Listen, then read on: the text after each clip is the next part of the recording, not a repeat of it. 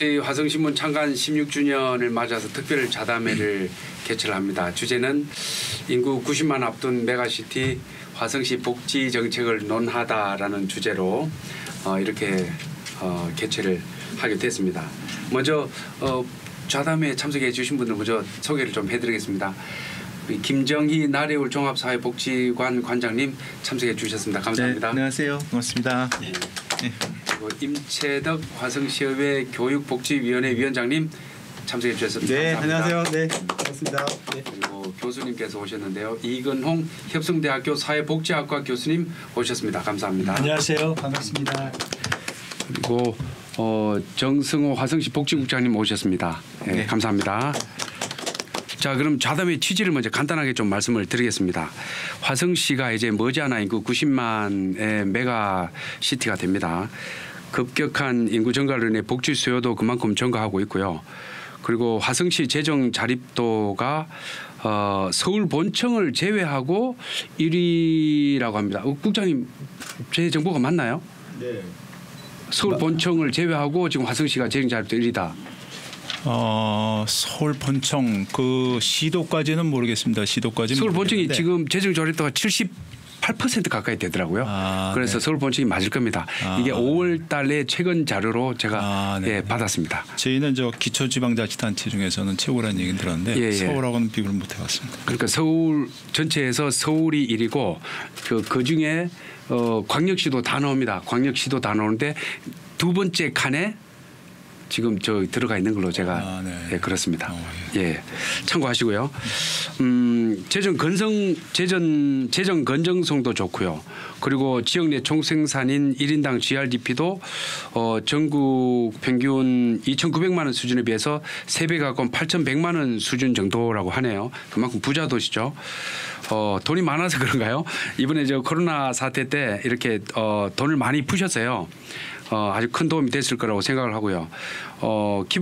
재난 기본 소득 20만 원 지역 화폐 지원과는 별도로 매출 10% 이상 감소한 자영업자에게 재난 생계 수당으로 200만 원 현금 지급, 또 일자리 잃은 알바생에게 50만 원 현금 지급. 지금 다 끝난 건가요? 지금도 되고 있는 건가요? 지금도 계속 지급이 지급되고 있는 중이고요. 진행 중입니다. 네. 그래서 이런 이야기도 들리더라고요. 인터넷에 보니까 돈 많이 주는 화성시로 진짜 이사 가야 되겠다 이런 소리도 들리더라고요. 제가 봤습니다. 근데 시점이 안 맞아요. 지금 이사하면요. 그래요? 지금 오면 지금 그 전에 와야 되는 거죠. 또 화성시가 전국의 젊은 도시이기도 하고.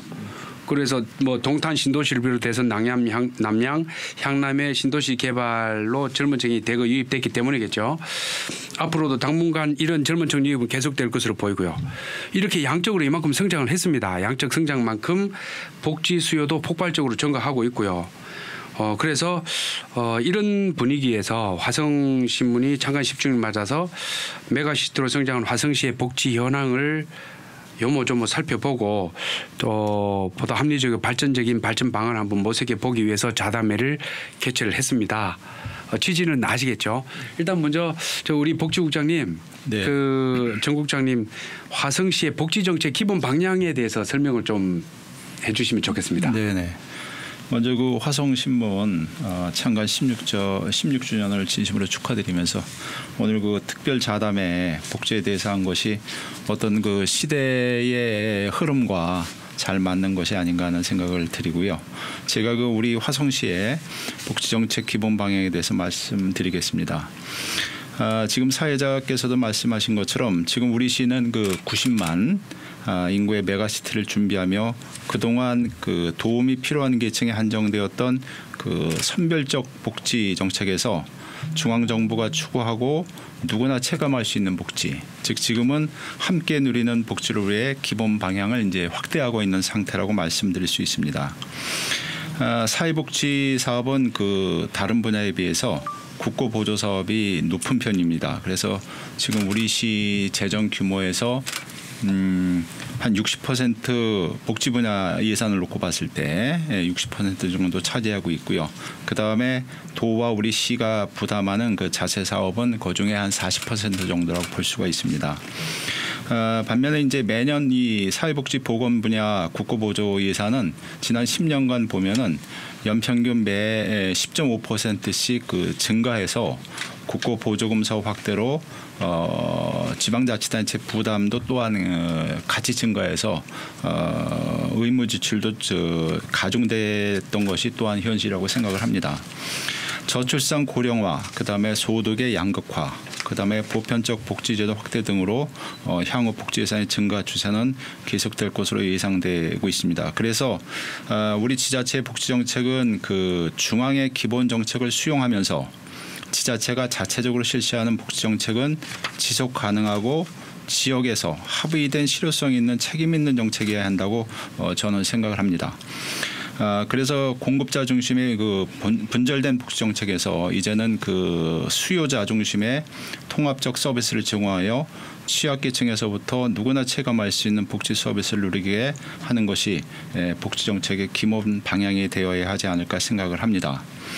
중앙정부의 그 복지 전달 체계 개편 방안이 주민 자치형 공공 서비스 구축에도 적극 수용하여 추진할 사안으로 보여지면서 또한 그 지역 우리 시 주도로 시민의 복지 체감도가 높아지지 않는 이유와 지역 문제점을 발견하고 해결하는 노력이 필요하다고 생각을 합니다. 지금 현재 중앙정부의 복지 정책의 핵심 용어는 포용입니다. 소득과 건강, 돌봄 등 사회 안전망을 지속적으로 확충하고 포용 복지의 내실화를 구현한다고 볼 수 있습니다. 우리 시도 이러한 복지 정책의 기본 방향에 맞추어서 저소득층의 소득 지원을 강화하고 복지 사각지대를 적극 발굴하여 지원하며 노인이나 장애인 등에 대한 일자리 제공, 그다음에 지역사회 통합 돌봄의 기반 구축, 수요자 중심의 장애인 지원의 내실화, 고령화 시대 어르신 지원 강화, 아동 양육이라든가 돌봄에 대한 공적 책임 강화 등 일과 가정 양립의 여성 및 아동 정책을 추진하고 있다고 말씀드릴 수 있습니다. 민선 7기 시정 구호가 기분 좋은 변화 행복 화성입니다. 이에 맞게끔 복지 정책도 건강한 도시 화성을 위한 지역사회 중심의 포용적 복지 기반을 구축하고 실현하는데 최선을 다하고 있다고 말씀드리겠습니다. 이상 말씀드렸습니다. 네, 감사합니다. 저도 화성 시민이에요. 기분 좋은 변화 행복 화성 행복합니다. 자, 그 우리 국장님께서 기본 방향에 대해서 말씀을 해주셨어요. 그 우리 관장님, 네. 그 시민들이 느끼는 복지 체감도가 어떤지 궁금하네요. 우선은 말씀해주신 것처럼 화성 시민으로서 뭐 이제 복지에 대한 뭐 이제 혜택이라든지 그런 것들을 많이 받고 있다고는 느끼시고 있고요. 근데 다만 이제 화성시가 이제 뭐 전국 재정 자립도가 뭐 1위에 맞게끔 많은 복지 예산과 또 특히 뭐 여러 가지 또 화성시만의 특색 있는 복지 사업들을 많이 진행을 하고 있습니다. 근데 그럼에도 불구하고 이제 화성시 전체가 뭐 이제 어떻게 보면 서울의 한 1.4배 정도로 이제 넓은 지역에 있기 때문에 이제 복지 시설에 대한 어떤 접근성이 좀 시민들이 좀 떨어지는 부분들이 있고요. 두 번째로는 좀 인구가 계속 지속적으로 좀 늘어나고 있는데 이 인구에 맞춰가지고 특색 있는 어떤 복지 시설이라든지 이런 것들에 대한 수요들은 계속 늘어나고 있습니다. 또 특히 이제 새롭게 뭐 이제 개발되는 복지 사업이라든지 서비스에 대해서 시민들이 좀 쉽게 접근할 수 있는 방법들에 대해서는 조금 이제 좀 홍보라든지 어떤 뭐 지자체에서 요구하는 좀 접근성에 대한 것들이 좀 부족하기 때문에 시민들이 느끼는 그 부분들이 아까 말씀하셨듯이 뭐 이제 포용을 하는 일반적인 그 좀 소득이 좀 적은 주민들 말고 일반 주민들이 느낄 때는 조금 부족하지 않나라는 것들이 현장에서 보는 시각이고요. 그렇다고 해서 이제 이거를 많은 복지 시설을 막 짓는다고 해가지고 또 체감도가 팍 올라가는 건 아니거든요. 그래서 이제 이를 해소하기 위해서는 시민들이 이제 뭐 야간 시간이라든지 주말 시간대 특히나 이제 뭐 가정이 있는 아동들이 같이 할 수 있는 시간대에 이용할 수 있는 또 이제 시간대를 좀 늘리는 방법이 첫 번째가 있을 것 같고요. 그다음에 교통 취약 지역이라든지 아니면 고령자 장애인들을 대상으로 해서 직접 이제 뭐 시설로 오시는 게 아니라 찾아가서 하는 복지 서비스를 진행하는 것들이 좀 필요합니다. 그리고 예를 들어서 또 이제 그 경제 또 이제 연령대별이나 경제 상황별로 또 시민들이 꼭 필요로 하는 서비스 서비스가 있거든요. 근데 여기 계신 분들이 당장 뭐 노인 서비스나 뭐 아동 서비스를 필요로 하는 건 아니지만은 우리가 좀 필요로 하는 복지 서비스가 있다라면 좀 쉽게 찾아볼 수 있는 그런 방법들이 있으면 좋겠다. 뭐 가령 예를 들자면은 뭐 요새는 스마트폰이라든지 뭐 인터넷 어플 같은 것들을 많이 사용을 하니까요. 예를 들어서 화성시 복지청 정보 찾기 뭐 앱을 좀 만들어 가지고 그걸 활용을 해서 이제 공공이라든지 민간에서 제공하는 복지 서비스들을 손쉽게 좀 찾아볼 수 있고 이런 것들이 좀 탑재가 된다면 문화라든지 여가 쪽으로 확대가 된다 그러면은 시민들이 그래도 내가 이걸 좀 우리 지역에서 쉽게 한번 찾아볼 수 있는 방법들이 있다라는 것들이 좀 현실감 있게 받아들인다면은 복지 체감도가 좀 높아질 거라고 보고 있습니다. 예, 이상입니다. 네, 다문화 가정도 많이 지금 계신데 네. 나래울 종합사회복지관에 네. 많이 오시나요? 많이 오고 있고요. 뭐 다문화 가정에 대한 부분은 화성시에서 많은 지원을 하고 있습니다. 뭐 여기 뭐 이쪽 동부권역에도 아시아 뭐 다문화 센터를 비롯해서 저희 나래울도 있고요. 그리고 또 화성시 서부 쪽에는 또 그 다문화 외국인 노조 지원 센터들이 있어서 이분들이 이제 그것도 똑같은 얘기입니다. 그래서 이분들이 쉽게 좀 접근하고 좀 찾아갈 수 있는 지역에 복지 시설이 있고 또 뭐 조금 멀리 있다 그래도 우리가 좀 그 복지 시설에서 찾아가서 서비스를 제공을 한다 그러면은 다문화 가정에서도 쉽게 그러니까 많이 오신다는 말씀이죠. 예, 지금 많이 오시고 경제적으로도 많은 도움을 받고 계십니다. 그래요, 알겠습니다. 네. 우리 임채덕 위원장님, 그 다문화 가정 또 외국인 근로자들이 화성시에 상당히 많은 걸로 그렇게 알고 있어요. 다문화 정책 중요성이 달로 커지고 있는데 다문화 정책에 가야 할 방향에 대해서 한번 생각해 보신 게 있으면 말씀 좀 해주시기 바랍니다. 다문화 사회라고 지금 많이들 또 이야기를 하시는 것 같아요. 뭐 제가 이제 좀 뭐 예전 자료지만 2018년 11월 기준으로 우리 화성시의 그 외국인 수가 뭐 59,278명 뭐 이렇게 나와 있고요. 그 당시에 그 우리 화성 인구의 한 7.6%가 외국인이 등록되어 있는 것 같아요. 이제 뭐 좀 예전 얘기를 들어보면은 1990년대에 우리가 이제 중국하고 수교를 하면서 이제 중국 분들하고 또 우리 한국 남성분들하고 이렇게 결혼하면서 이런 다문화 가정이라는 것들이 좀 급속하게 늘어났고 그 이후에 뭐 일본이라든지 필리핀 또 2000년대 넘어서는 아마 그 이제 베트남에 있는 이런 분들하고 이제 결혼을 하면서 이런 다문화 가족 뭐 이런 것들이 사람들 인식 속에서 이제 많이 자리 잡게 됐던 것 같고 그분들이 또 이렇게 거주하시면서 뭐 2세를 낳으면서 또 아이들에 대한 또 문제들 뭐 이런 것들이 자꾸만 우리 사회에 같이 공존하면서 일어나는 여러 가지 일들이 이런 다문화라는 식으로 이제 표현이 됐던 것 같아요. 근데 한편으로는 그렇게 또 인식이 되어 가지 않나 저는 좀 안타까움이 있어요. 뭐냐면 다문화를 좀 이렇게 다양성 있는 사람들과의 어떤 관계라고 생각을 안 하고 그냥 뭐 저개발 국가 뭐 동남아 국가에 있는 사람들을 그냥 다문화의 어떤 그런 것으로 이렇게 포장하는 그런 식도 있는 것 같아서 좀 안타깝다. 사실 이제 이분들이 국내에 와서 뭐 경제적이든 여러 가지 산업적이든 또 뭐 많은 영향력을 좀 미치고 있는데 그분들에 대한 인식 개선이 좀 저는 제일 먼저 중요하다라는 생각이 들고요. 아울러서 이제 이분들이 외국에 살다가 국내에 들어와서 살면서 제일 먼저 첫 번째로 겪는 게 저는 이제 언어, 말을 배움으로써 헤쳐나가야 되는데 그러지 못해가지고 문제가 많이 발생이 된다. 그래서 이제 그런 분들 그런 쪽에 좀 포커스를 맞춰야 되고요. 좀 전에도 말씀드렸지만 이분들이 오셔서 자녀를 낳고 살다 보면 결국은 이 교육이라든지 아이들에 대한 문제들이 분명히 또 사회적인 문제가 될 수 있습니다. 한 2, 3년 전인가 인천 연수동에서 그 러시아 그 다문화 가정에 아이가 폭행을 당해가지고 아마 그 아파트에서 이렇게 떨어져서 자살을 한 경우가 있는데 그런 걸 보면서 이게 전반적인 거다. 우리가 느끼는 일반 생활에서 느끼는 여러 가지 다양한 문제들이 결국은 그 다문화 사회에서도 똑같이 다 드러나고 있기 때문에 이런 것들에 대한 관심을 더 가져야 되고요. 아울러서 또 마지막으로 한 번 말씀드리면은 결국은 이런 것들이 이제 경제적인 부분하고 다 맞물려 있기 때문에요.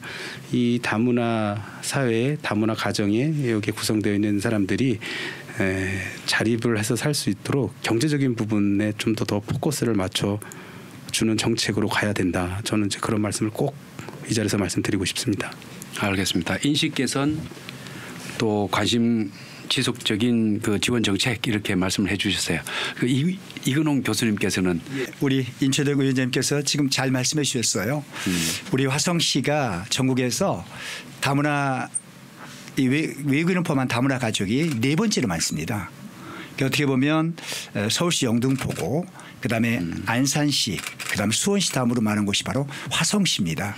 그만큼 우리 화성시가 외국인이 많기 때문에 이런 외국인들의 조기 정착 또는 복지 증진 이런 것을 위한 다문화 정책이 중요한 도시다 이렇게 볼 수 있습니다.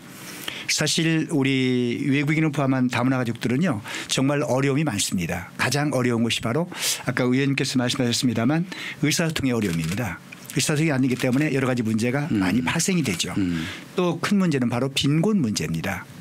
그런가 하면 또한 자녀 교육이나 자녀 양육도 어렵습니다. 그리고 그 외에도 자녀들이 학교생활 부정이 엄청나게 많이 드러나고 있어요. 그런가 하면 또 문화적인 이질성 그런가 하면 부부 갈등을 포함한 가족 문제 상당히 많은 문제가 그들과 함께 상존하고 있습니다. 그래서 그런 문제를 그럼 어떻게 해결하느냐 그게 이제 관건이라 볼 수 있을 겁니다. 문제 복합체네요. 문제 복합체. 어떻게 보면 이 다문화 가족은 복합 문제 가족이다 이렇게 해도 과언이 아닐 겁니다. 꼭 그렇게 단정할 수는 없지만 그럴 가능성이 크다는 것이죠. 그래서 우리가 이제 여러 가지 그런 접근 방법을 통해서 그런 문제를 해결해야 되겠지만 무엇보다 가장 큰 이 해결 방안은 이분들에게 지속적인 한국어 교육을 시켜야 됩니다. 아까 의원님께서 말씀하셨습니다만 우리 방문교육사가 있어요. 이쪽 다문화 가족 지원센터에 보면 그런 방문교육사들의 그런 방문교육이라든지 다문화 가족 지원센터나 또는 지역아동센터나 외국인 복지센터 같은 데서 지속적으로 그런 한국어 교육을 시키는 것이 무엇보다 급선무다 그렇게 생각하고요. 그런가 하면 또 한 가지는 다문화 가족 자녀들의 학업 증진을 위한 지원도 필요합니다. 물론 지역아동센터에서 활발히 진행을 하고 있습니다. 화성시에도 31개 지역아동센터가 있는데 거기서 이제 활발히 진행하고 있지만 그것만 가지고는 좀 부족하다고 볼 수도 있어요. 그래서 시 차원에서도 그런 다문화 가족 자녀들의 그런 학업 증진이라든지 학교생활 적응 이런 걸 위해서 적극적으로 나서야 되겠다 그런 생각이 들고요. 그런가 하면 또한 이 한국 생활 적응에 필요한 문화 교육도 필요합니다. 그네들이 이제 오랫동안 자기네들 문화에 살아왔기 때문에 다문화 사회 속에서는 문화의 교류가 보다 중요하거든요. 그래서 그렇게 이제 문화 교육 같은 것도 시키고 그런가 하면 또 이제 외국인 근로자도 많습니다. 화성시가 우리가 이제 엄청나게 많은 기업이 있기 때문에 그래서 근로 환경 개선이라든지 또는 고용 안전 이런 것도 중요하죠. 그리고 그런가 하면 또 건강보호, 의료 이런 것도 이제 그들에게 중요하다고 생각합니다. 그와 동시에 인권 보호도 그들에게 중요합니다. 그래서 뭐 고충 상담을 한다든지 법률 상담을 한다든지 이런 걸 통해서 그들의 인권 보호도 할 필요가 있고요. 우리가 이제 아까도 말씀드렸던 그런 시설들 지역아동센터 또는 다문화 가족 지원센터 그리고 외국인 복지센터 이런 데 운영을 활성화해서 다문화 가족들이 조기 정착하고 그들이 복지 증진에 기여할 수 있도록 화성시가 적극적으로 노력할 필요가 있다 이렇게 생각합니다. 그 인권 보호는 예전에 10년, 15년 전 진짜 엉망이었던 것 같아요. 외국인 근로자에 대해서. 지금은 많이 개선됐죠. 많이 개선됐습니다. 예, 그렇지만 아직도 부족한 면이 있습니다. 예, 그래서 그런 면은 좀 우리가 좀 찾아서 좀 보충할 필요가 있겠죠. 알겠습니다. 감사합니다. 다문화 정책에서 간단하게 살펴봤고요. 다음에 또 우리 또 화두 좀 열어주시오, 복지국장님. 그 복지국의 화성시 복지국의 역점 사업에 대해서 설명을 좀 부탁드립니다. 예. 뭐 잘 아시겠지만 우리 시는 현재 인구가 한 83만입니다. 인구 증가율도 전국 기초자치단체에서 가장 높고요. 근데 이제 또 하나 특징적인 것이 평균 연령이 37세밖에 안 됩니다. 그래서 전국에서 가장 또 젊은 도시다 말씀드릴 수 있고, 그래서 젊다 보니까 생산 가능 인구가 무려 73%나 되고요. 그다음에 유소년 인구가 19%, 그다음에 노인 인구는 전체에 대해서 8%밖에 현재 되질 않고 있는 상태입니다. 그래서 그런데 우리 이제 복지국에서 하는 업무가 현재 7개과에서 하고 있는데요. 뭐 국가적인 전체적으로 보거나 우리 시도 또 비슷한데, 이 저출산과 이제 고령화 시대, 여기서 어떻게 이제 우리가 복지 사업을 접목시켜 나갈 것이냐, 이런 것이 문제인데요. 그래서 저희는 일자리 제공이라든가 그다음에 돌봄 사업, 그다음에 장애인 지원 체계 구축이라든가 여성, 청소년, 아동 친화 정책을 수행하는 것을 그 복지 화성을 위해서 저희가 노력하고 있다고 말씀드릴 수 있고요. 저희가 이제 아까 말씀드린 것처럼 우리 시의 그 여성 아동의 행복한 친화 도시로 선정이 돼서 지금 운영이 되고 있는데, 이러한 기반 환경 조성을 위해서 현재 그 시립 아동 청소년 센터를 건립을 하고 있고요. 기존 4개소에서 현재 10개소까지 확대할 계획이 있고, 그다음에 공공형 그 실내 놀이터가 있습니다. 그래서 동탄에 그 하나가 있는데 이신도시에 이제 우리가 또 하나를 이제 설립할 계획을 하고 있고요. 그다음에 이제 뭐 다 함께 돌봄 센터라든가 아이자랑 꿈터, 그다음에 공동 육아 나눔터, 이러한 그 맞춤형 보육 기반을 운영하고 있고, 그다음에 어린이집이 저희가 전체적으로 보면 한 900개소가 넘습니다. 그런데 앞으로 향후에는 국공립 어린이집을 더욱더 확대해서 현재 100개소 정도로다가 올해 될 것으로 보는데, 이것을 140개까지 확대를 해서 할 계획이 있고, 요 인근에 이제 병점동에 저희가 테마 어린이 과학관 건립하는 거 있고요. 그다음에 향남에 이제 가족통합센터 건립, 이런 것이 이제 하드웨어적인 부분에서 저희가 추구하고 있는 것이라고 말씀드릴 수 있습니다. 그다음에 여기 이제 우리 임채덕 위원장님도 계시지만 의회에서 이제 지난번에 의결해 주셔가지고 저희가 이제 하반기에 올 9월 정도 현재 예상을 하고 있습니다. 그래서 화성시 사회복지재단을 설립해서 앞으로는 그 장기적으로 복지 지원 체계를 로드맵을 좀 구축을 하고 사회복지 시설의 그 복지 서비스를 수준을 한 단계 더 업그레이드 시킬 수 있도록 그렇게 노력하고자 합니다. 이 밖에도 이제 독거노인들이 지금 많이 계시는데, 이분들에 대한 그 응급 안전 알림 서비스를 한다든가, 그다음에 노인분들에 대한 그 일자리 제공하는 사업, 그다음에 저소득층에 대한 자활 일자리 사업, 그다음에 희망복지 지원단이라고 있습니다. 저희가 복지 사각지대에 있는 분들을 발굴하는 사업인데요. 그런 거라든가, 그다음에 읍면동에 보면은 맞춤형 복지팀이 현재 있습니다. 그래서 맞춤형 복지팀을 저희가 그 찾아가는 복지팀으로 좀 개편을 해서 좀 더 적극적으로다가 복지 사업이 이루어질 수 있도록 하려고 지금 현재 계획을 하고 있고요. 그다음에 이제 보건소하고 연계를 해서 그 정신질환자에 대해서만 우선적으로 그 지역 통합 돌봄 사업을 추진할 계획으로 있습니다. 그래서 이 지역 통합 돌봄이라고 하는 것은 우리가 시설에 입소했던 것을 가능하면 홈케어 형태로다가 이런 형태로 운영을 하는 것인데, 이게 장기 입원자라든가 이런 것을, 그러니까 현재 시설 위주로 했던 그것을 벗어나서 지역 사회에서 돌봄을 이제 하자 하는 차원에서 사업을 하는 거거든요. 그래서 이런 것은 앞으로 봤을 때 그 포스트 코로나 19 이런 시대의 정신과도 일맥상통한다고 저희가 생각을 하고 있습니다. 그 이상으로다가 말씀드렸습니다. 네, 감사합니다. 말씀 들으니까 역점 사업 어느 방향으로 화성시 갈지 큰 그림이 그려지는 것 같죠. 우리 임채덕 위원장님, 우리 국장님 말씀 들으셨는데 소감 어떠신지요? 뭐 우리 화성은 제가 봐도요, 그 복지 분야만큼은 뭐 타 지자체보다는 정말 월등하게 잘 정비되어 있고 또 잘 실행에 또 옮기는 것 같아서 무척 다행이다. 라는 말씀을 좀 드리면서요. 그럼 국장님한테 박수 치고 해야 되나요? 박수 쳐드릴까요? 네, 제가 고생하시니까 제가 경례 박수 한번. 의원님도 박수 받으셔야 되는데. 아니 뭐 저는 뭐 예. 근데 이제 우리 이제 제목에서도 인구 90만 앞둔 메가시티 좀 화성 복지 정책을 논하다 이제 이런 제목인데, 앞으로 뭐 100만 또 뭐 120만 아마 수년 안에 아마 이렇게 인구가 늘어날 것 같고요. 그렇게 인구 늘어나다 보면 당연히 이 복지에 대한 수요 부분도 같이 증가될 수밖에 없을 거라는 생각이 듭니다. 제가 이렇게 좀 자료를 찾아봤어요. 그래서 이제 올해 우리 그 복지국 사업부의 예산이 한 8,700억 정도 되더라고요. 그래서 우리 3조 2천억이 넘는 우리 예산 중에 약 한 27%가 이 복지국 예산이에요. 그 이외에 또 타부서에도 관련된 예산까지 하면 더 늘어나겠죠. 이제 그거는 이제 그만큼 이 복지에 대한 시선이라든지 또 시대적으로 요구하는 부분들이 정말 크다. 이 앞으로 부분을 어떻게 그러면 우리가 그것들을 또 실행으로 옮겨나가느냐, 저는 가장 중요한 게 그거라고 생각을 해요. 지금 우리 국장님이 말씀해 주신 것처럼 정말 그 세부적으로 다양한 사업들을 하고 있는데 과연 저는 좀 걱정이 되는 부분이 과연 저게 현장에서 잘 이루어질까?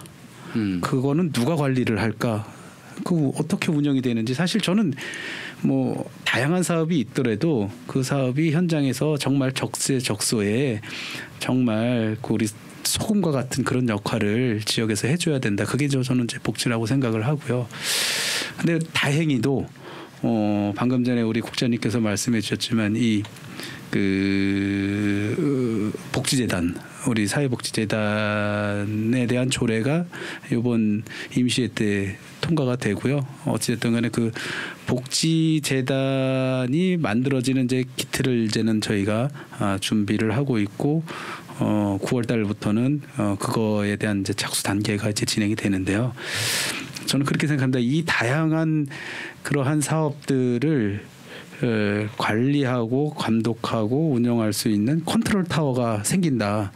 이 복지재단이라는 것이 이제 그런 것들이 생기면 그동안에 정말 우리가 필요해서 만들어진 여러 가지 사업들을 정말 좀 체계적으로 관리하고 운영하고 또 그 안에서 연구할 수 있는 그런 분야가 생기기 때문에 저는 무엇보다도 이러한 사업들이 좀 더 중요하고 그런 것들을 좀 말씀드릴 수가 있습니다. 그래서 이 복지재단이 구축이 잘 되면 앞으로 우리가 말씀드렸던 90만, 100만, 120만 가더라도 그 안에서 모든 것들이 체계적으로 움직여질 수 있을 거다. 저는 그런 말씀드려서 꼭 이 사업이 잘 돼야 된다라는 말씀 좀 드리고 싶습니다. 네, 저도 사회복지재단 기대가 큽니다. 네. 그래요.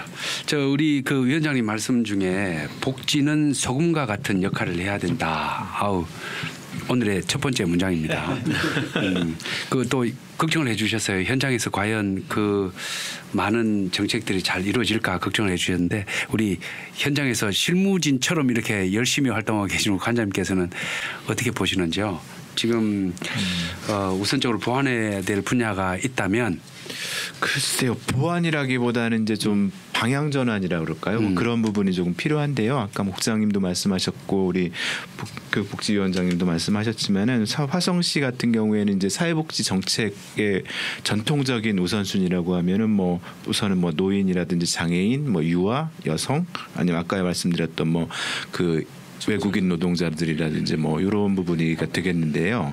이 부분에 대해서는 너무나 우리가 잘하고 있고 또 어떻게 보면은 타 지자체에서도 벤치마킹을 올 정도로 좀 뛰어나다고 보고 있습니다. 현장에서도. 근데 다만 이제 어떻게 좀 방향 전환이라고 하는 거는 이제 전국 최고의 어떤 평균 연령 37세에 있는 젊은 도시에 맞는 복지 체계를 갖추고 있는가에 대한 부분은 좀 현장에서 봤을 때 조금 더 보완이 필요하지 않나 하는 부분이 있습니다. 예를 들자면은 청소년도 아까 말씀하셨지만 청소년이라든지 청년에 대한 부분을 우리가 좀 복지 정책에서 좀 다루고 있는지, 또 두 번째는 아까 말씀하셨던 가족 중심의 어떤 문화 여가 복지 프로그램을 물론 이제 복지 분야뿐만이 아니라 건강 다문화 과정도 있고 여러 가지 그 체계들이 있으나 그 체계에서 우리가 좀 접근을 하고 있는지, 또 마지막으로는 이제 신중년들이 좀 많이 이제 배출이 되고 베이비 부머 세대가 많이 늘어나는데 이분들에 대한 어떤 취업이라든지 제2 인생 설계를 할 수 있는 부분에 대해서 이제 화성시가 좀 준비가 되어 있는지에 대한 부분들은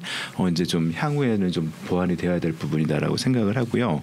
뭐 그럼에도 불구하고 이제 화성시 같은 경우에는 여러 가지 사업들을 좀 잘하고 있는데요. 뭐 여기서 뭐 국장님도 잠깐 언급을 하셨지만 자랑 한 가지를 하면은 저희 이제 화성시 나래울 복지관을 비롯해서 화성시에 현재 이제 4개가 운영되고 있는 이제 시립 아동 청소년 센터가 있습니다. 이 시립 아동 청소년 센터라는 거는 이제 전국 최초로 이제 저소득 취약계층 청소년들을 대상으로 해서 이제 그 단순하게 이제 어떤 뭐 보육, 뭐 교육만 하는 게 아니라 뭐 교육이라든지 복지, 문화활동 지원하는 이제 통합적 복지 서비스를 제공합니다. 그래서 이 친구들이 이제 방임을 좀 넘어서 가지고 이제 공정한 기회를 갖게 하는 그런 취지를 가지고 이제 하는 사업이어서 이 사업이 이제 현재는 4개지만 화성시 전체 10개가 이제 설립이 된다 그러면은 아주 큰 효과를 나타내고 전국적인 모델로 한 5년 이내에는 꼭 발전할 거라고 저는 믿고요. 열심히 일을 하고 있습니다. 그래서 이와 같은 좀 새로운 복지 정책이 좀 개발되고 좀 확대되기를 좀 바라고요. 물론 이제 뭐 그걸 화성시나 이제 교육복지위원회에서 적극 지원해 주시면은 아까 얘기했듯이 뭐 일을 하는 실무자 입장에서는 조금 더 이런 부분에서 좀 큰 그림을 가지고 일을 했으면 좋겠다라는 방향을 말씀을 드리고요. 말씀을 한 김에 한 가지 더 말씀을 드리면은 사회복지관 운영 중에 좀 이런 부분이 개선되어야 되겠다 하는 부분이 좀 있으면은 이 자리를 빌어서 말씀을 드리겠습니다. 물론 이제 9월에 이제 복지단이 설립이 되고 이제 본격적으로 이제 어떤 체계적인 활동을 좀 기대하고 있습니다. 근데 다행히 이제 작년에 여기 임채덕 위원장님도 계시지만은 화성시 이제 사회복지 종사자에 대한 이제 처우 개선 조례가 시의회에서 이제 통과가 됐습니다. 그리고 올해에는 그 화성시 차원에서 이제 그 처우 개선과 관련된 연구를 이제 외주를 주어서 지금 활동을 하고 있고요. 용역 활동을 경기복지단에서 하고 있고요. 그 부분들이 잘 어떤 결론을 내져가지고 뭐 시민들을 위해서 어떤 최일선에서 이제 열심히 활동하고 있는 사회복지 종사자들이 처우가 좀 합리적인 방향으로 개선이 되었으면 현장에서는 아주 신바람을 내서 일을 할 수 있을 것 같습니다. 예, 감사합니다. 네, 감사합니다. 혹시 뭐 말씀 중에 또 하실 말씀 있으시면 추가로 계속 하셔도 됩니다. 자연스럽게. 예. 그래, 역시 현장에 계시니까 아주 디테일한 목소리가 이렇게 나오는 것 같아요. 감사합니다. 저희 민원 받는 느낌이에요 지금. 해결해드려야죠 또 그런 부분 저희들이. 그래요. 감사합니다. 사회복지사 처우 문제는 제가 이제 예전에 한번 이 용역을 한 적이 있었습니다. 과거에. 그때 이제 한번 해보니까 사회복지사들이 이런 시도마다 다르고요. 또 그 시군마다 다르고요. 그다음에 또 분야마다 다르고요. 정말로 천차만별입니다. 천차만별이라 물론 보건복지부 지침이 있었기 때문에 가이드라인 때문에 그래도 좀 그나마 어느 정도 이제 어느 수준이 되긴 했습니다. 그렇지만 아직도 상당 부분 이게 이제 급여 자체가 상당한 차이를 보이고 있습니다. 그래서 아직도 열악하다. 예, 열악하고 또 상당히 그 차이가 많다 이렇게 볼 수 있습니다. 그래, 알겠습니다. 아까 그 국장님 말씀하신 중에 그 보건소와 연계해서 정신질환자 지역 통합 돌봄 사업 추진한다 뭐 이런 말씀이 있었어요. 이 부분과 관련해서 말씀드리는데 우리 그 교수님 그 사회복지학 아주 전공자시니까 그 제가 질문을 이렇게 드렸어요. 가족의 극단적인 선택이나 고독사와 같은 사회복지 사각지대 해소 방안에는 무엇이 있을까요? 이렇게 말씀을 드렸는데 말씀 좀 부탁드리겠습니다. 예, 사실 뭐 이제 우리가 이제 경제적 어려움으로 극단적인 선택을 하는 사람이라든지 혼자 사는 분들이 고독사를 하는 경우가 의외로 증가하고 있습니다. 일본만 같더라도 지금 고독사의 문제가 심각한 노인 문제 중에 하나입니다. 그만큼 우리나라도 앞으로 이제 고독사의 문제가 큰 사회 문제가 될 것이다. 이렇게 예상이 됩니다. 사실 우리가 이제 이 고독사 문제는 또는 극단적인 선택 문제는 사회복지의 사각지대 해소를 통해서 얼마든지 이걸 커버할 수 있다. 이렇게 볼 수 있거든요. 그러면 과연 사회복지 사각지대는 어떻게 해소하느냐. 몇 가지 방법이 있을 겁니다. 그런데 무엇보다 중요한 것은 우선적으로 사회복지 사각지대에 대한 일제조사가 필요합니다. 화성시 내에 그런 사각지대가 존재한다는 것을 우리 염두에 두고 일제조사를 해보는 것입니다. 그래서 그런 조사를 바탕으로 우선 접근을 해야 되고요. 그다음에 이제 사회복지 담당 공무원이라든지 그런가 하면 읍면동 지역사회보장협의체 위원이라든지 또는 지역의 통반장 또는 집배원 또는 뭐 우유 배달원 또는 야쿠르트 배달원 이런 분들을 통해서 우리가 위기 가족 그런 이런 극단적인 선택이나 고독사를 할 수 있는 위기 가족에 대한 지속적인 발굴이 이루어져야 됩니다. 그것이 이제 우선돼야 되고요. 일제수사한 다음에 그런 걸로 통해서 이제 우리가 지속적으로 발굴이 필요합니다. 그리고 무엇보다도 그런 발굴을 하게 되면 이제 우리가 접근해야 될 것은 시 차원에서는 희망복지 지원단위가 있습니다. 그리고 읍면동 차원의 맞춤형 복지팀이 있죠. 이 팀들이 사례 관리를 통해서 접근을 해야 됩니다. 그래서 이제 지속적으로 관계를 갖고 그분들이 부족한 부분에 대해서 무엇인가를 알고 대처할 필요가 있겠죠. 그럼으로써 이제 사학지대를 해소할 수 있고요. 그런가 하면 이제 올해부터 노인 맞춤 돌봄 서비스라는 게 이제 시작됩니다. 그래서 그것이 이제 과거에 이제 여러 가지 서비스를 통합한 것이거든요. 노인에 관한 서비스를 통합한 것인데 그걸 통해서 노인 맞춤 돌봄 서비스를 확대함으로써 우리가 이제 그런 사학지대를 해소할 수 있겠고요. 그런가 하면 또 이제 긴급 생계비 지원. 그런가 하면 우리나라에는 아직 없습니다만 외국에는 전화 확인 서비스라는 게 있습니다. 예를 들면 이제 그런 위기 가족이라든지 또는 고독사가 또는 자살 생활을 가질 수 있는 그런 어르신들에게 하루에 2차례 정도 아침 저녁 이렇게 안부 전화를 합니다. 전화 확인 서비스를 통해서 그분들이 이제 새로운 삶을 살 수 있는 의지를 갖게 하고 또 계속 그분들의 상태를 우리가 알아보는 것이죠. 그런 것도 우리가 한번 좀 생각할 필요가 있습니다. 아무튼 앞으로 이제 우리가 극단적인 선택 또는 고독사 이런 것들이 화성시에서는 없는 그런 복지도시 복지 행복도시 그걸 일궈 나가야 되겠죠. 그러려면 이제 무엇보다도 우리가 이런 그 관계망이 필요합니다. 그래서 우선은 시청, 읍면동 행정복지센터 그다음에 위기가족 이렇게 이어지는 공공관계망이 우선 필요하고요. 그런가 하면 사회복지관이나 노인복지관의 사회복지사 그리고 이제 지역의 통반장, 이웃 이렇게 이어지는 민간 관계망 이런 걸 통해서 그런 관계망을 통해서 지속적인 관계를 유지하는 것이 무엇보다 필요하다. 그렇게 생각이 되고요. 정말 중요한 것은 사회복지 전담 공무원을 확충해야 됩니다. 왜냐하면 이제 우리가 희망복지 지원단에도 사회복지 전담 공무원들이 있는데요. 뭐 시청에도 상당히 많죠. 지금은 이제 뭐 우리 복지국에 가면 사회복지 직 공무원, 사회복지 전담 공무원들이 상당히 많은데 그래도 더 필요합니다. 그래서 사회복지 전담 공무원을 확충해서 사학지대 발굴이라든지 또는 그런 사학지대에 들어가 있는 그런 분들의 문제 해결 그런 것들을 적극적으로 활용할 수 있도록 앞으로 그런 것들이 필요하지 않나 이렇게 생각이 됩니다. 그래요. 감사합니다. 역시 사회복지 사각지대 해소 방안 다양한 방안을 말씀을 해 주셨고요. 자 이제 코로나 이야기 좀 해보겠습니다. 코로나 사태가 뭐 이제 끝날 것 같더니만 다시 좀 시작이 돼서 뭐 아주 확산되지 않아서 그래도 다행입니다만은 그래도 당분간 계속될 것 같아요. 코로나19와 관련해서 화성시 복지 사업에는 어떤 것들이 있는지 시청자에 여쭤보는 겁니다. 그리고 또 그 복지 사업 추진 과정에서 애로사항도 있으셨을 것 같은데 그 부분에 대해서 말씀 좀 들어보겠습니다. 네.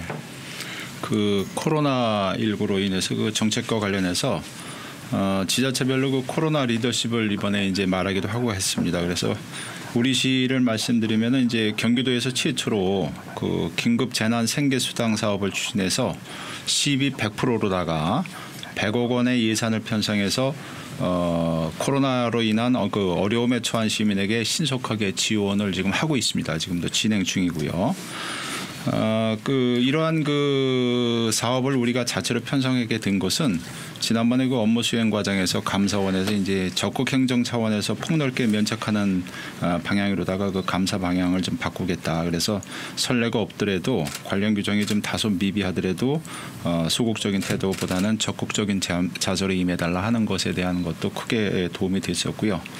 또한 우리가 이제 지금 어려움을 겪고 있는 사항이 말씀을 하셨는데 우리가 과거에는 이 복지 사업에 대한 부분이 우리가 자체적으로 먼저 추진하기보다는 중앙정부의 그 매칭 사업으로다가 대개 진행이 됐었습니다. 그런데 이와 같이 이번에 긴급재난 생계수당 같은 경우도 저희가 진행을 시켰던 것은 의회하고 또 협력이 잘 이루어졌기 때문에 그래서 우리가 시비를 먼저 100억을 투입을 해고선 진행을 했거든요. 그리고 나니까 이제 경기도에서 재난 기본 수당이 또 지급이 되는 형태로 갔고요. 그다음에 지금은 긴급 재난 생계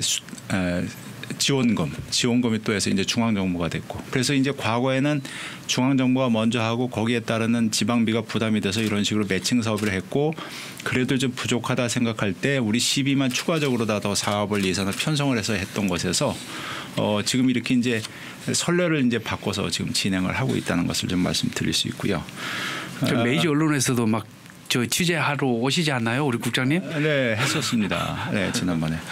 그래서 이게 이제 긴급재난 생계 수당 말씀드렸는데, 이게 이제 지급 기준은 우리가 기준 종의 소득이라고 있습니다. 그래서 거기서 100% 이하의 가구에 한해서 가구당 이제 50만 원을 지원하고 있는데요. 현재까지 제가 어제 파악한 거로만 해도 한 4천여 가구가 지금 지원을 받았다는 것을 말씀을 드리겠습니다.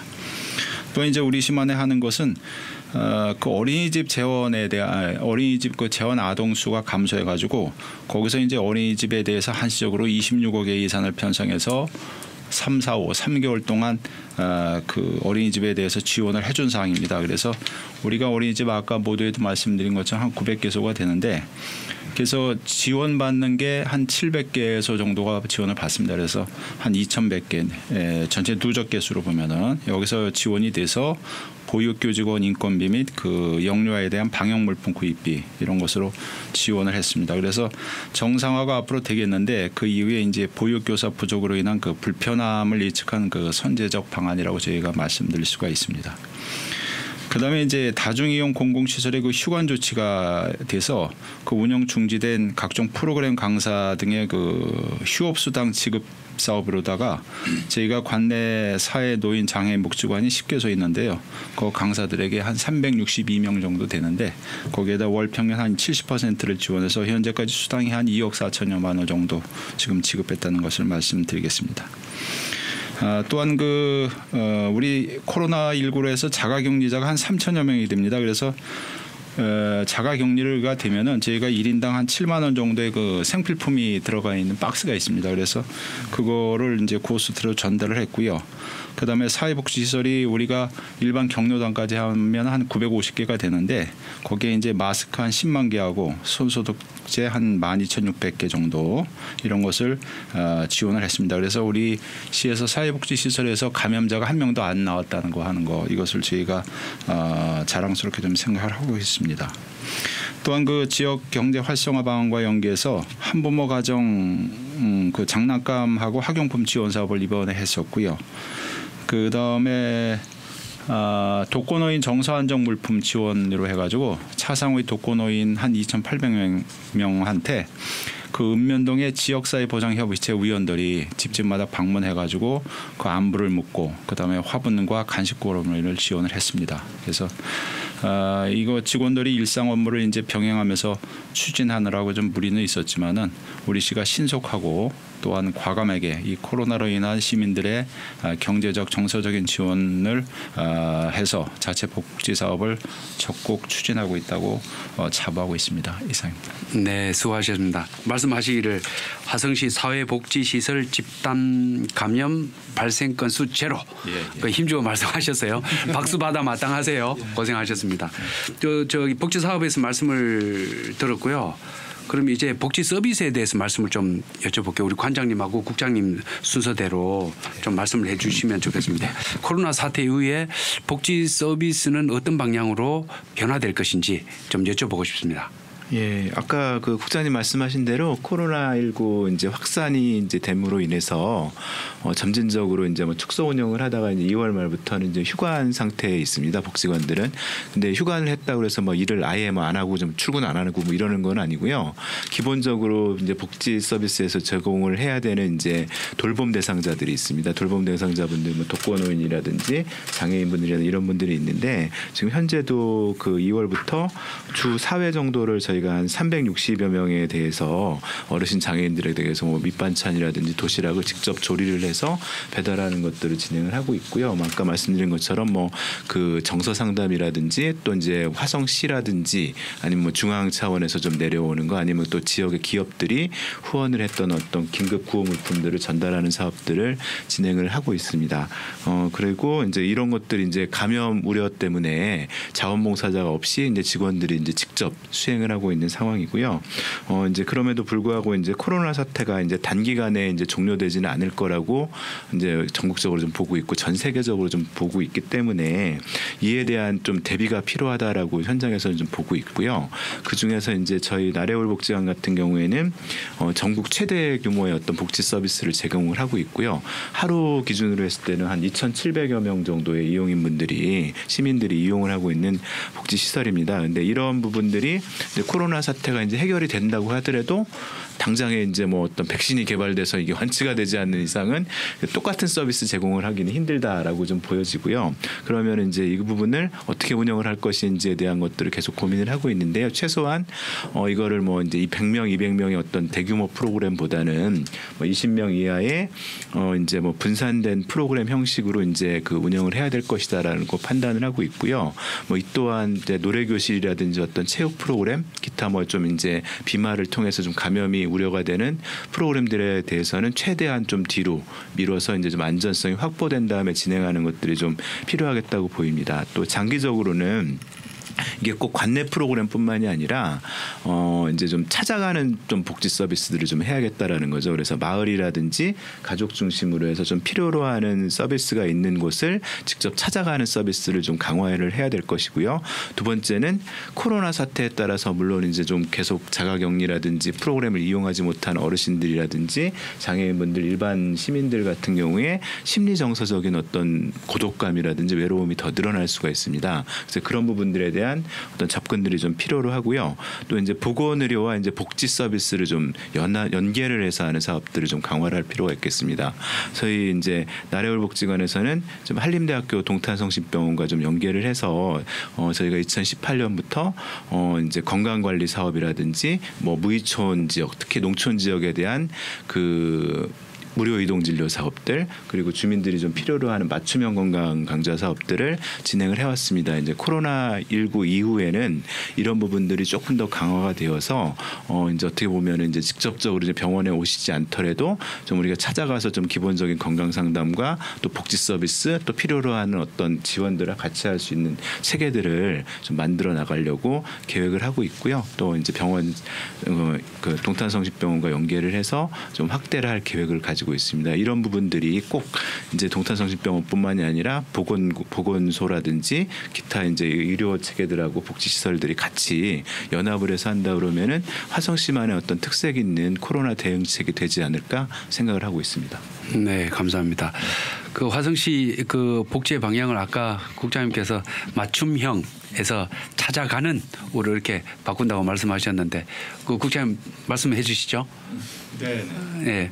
꼭 아까 질문에 대해서 저기 코로나19로 인해서 이제 복지에도 하나의 그 새로운 표준인 그 뉴노멀 이런 시대가 도래했다고 보고 있습니다. 저희가 그래서 코로나 이전에는 우리가 생각하지 못했던 이러한 다양한 복지 서비스를 시도하고 이제 준비할 시기라고 저희는 보고 있습니다. 그래서 요즘 신문지상에도 많이 나오는데 이 복지 서비스가 사람 중심의 이제 어떤 휴먼 서비스에서 이제 대면 서비스의 한계성이 이제 있다 이런 얘기가 많이 들고 그렇기 때문에 앞으로는 그저 언테크 비대면 서비스가 어떤 방식으로든 이 복지 사업에도 이제 시행되어야 한다고 생각을 하고 또 이제 지금부터 그런 분야 쪽으로다가 이제 논의가 필요하다고 저희가 생각을 하고 있습니다.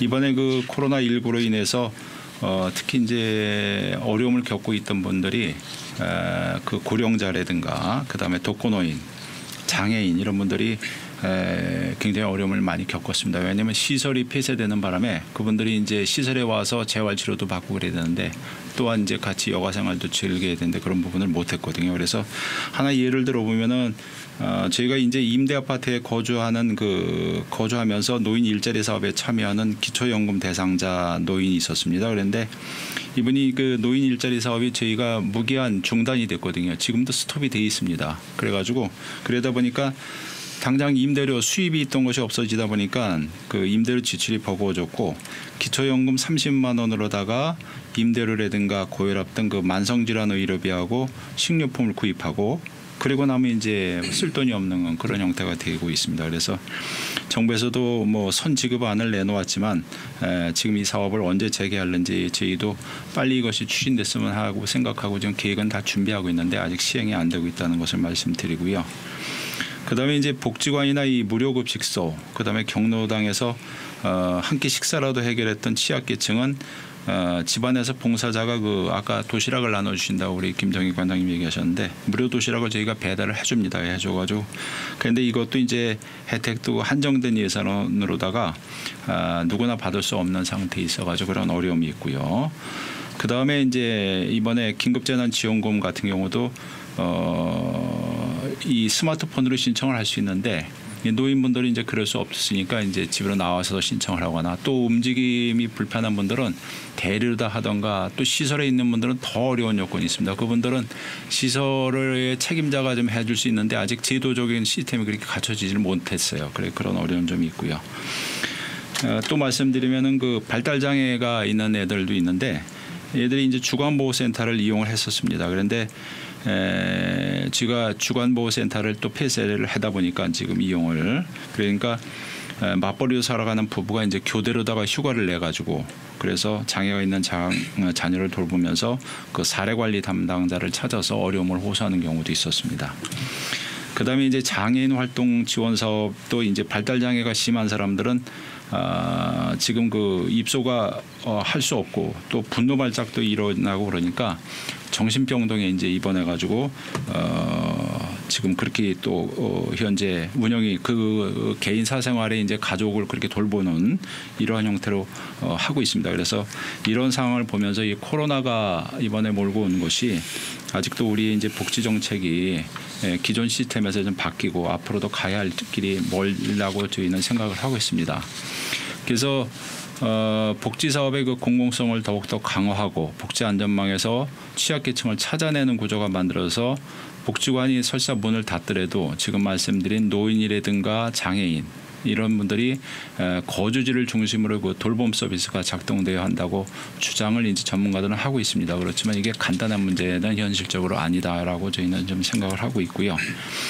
그래서 기존 복지 서비스에서 발생하는 문제를 이제 보완하고 저희가 취약한 계층을 발굴하고 보살피 방안을 찾아야 한다고 그렇게 생각을 합니다. 그래서 다소 저희가 하고 있는 사업 중에서도 우리가 코로나 이전에는 이 복지시설을 확충하고 이러한 어떤 공간 개념을 넓히는 상태였는데 이제는 지역 인프라 구축에 역점을 좀 두는 것으로 그래서 앞으로는 그 인공지능이라든가 그다음에 사물 인터넷 이런 거를 해서 그 돌봄 로봇이라든가 그다음에 스마트홈 사업 등으로 이 고령화 사회 그다음에 돌봄이 필요한 장애인 등에 적용할 수 있도록 앞으로는 그런 쪽으로 더 방향을 이번에 코로나 사태를 겪으면서 좀 해야 되지 않을까 이런 생각을 하고 있습니다.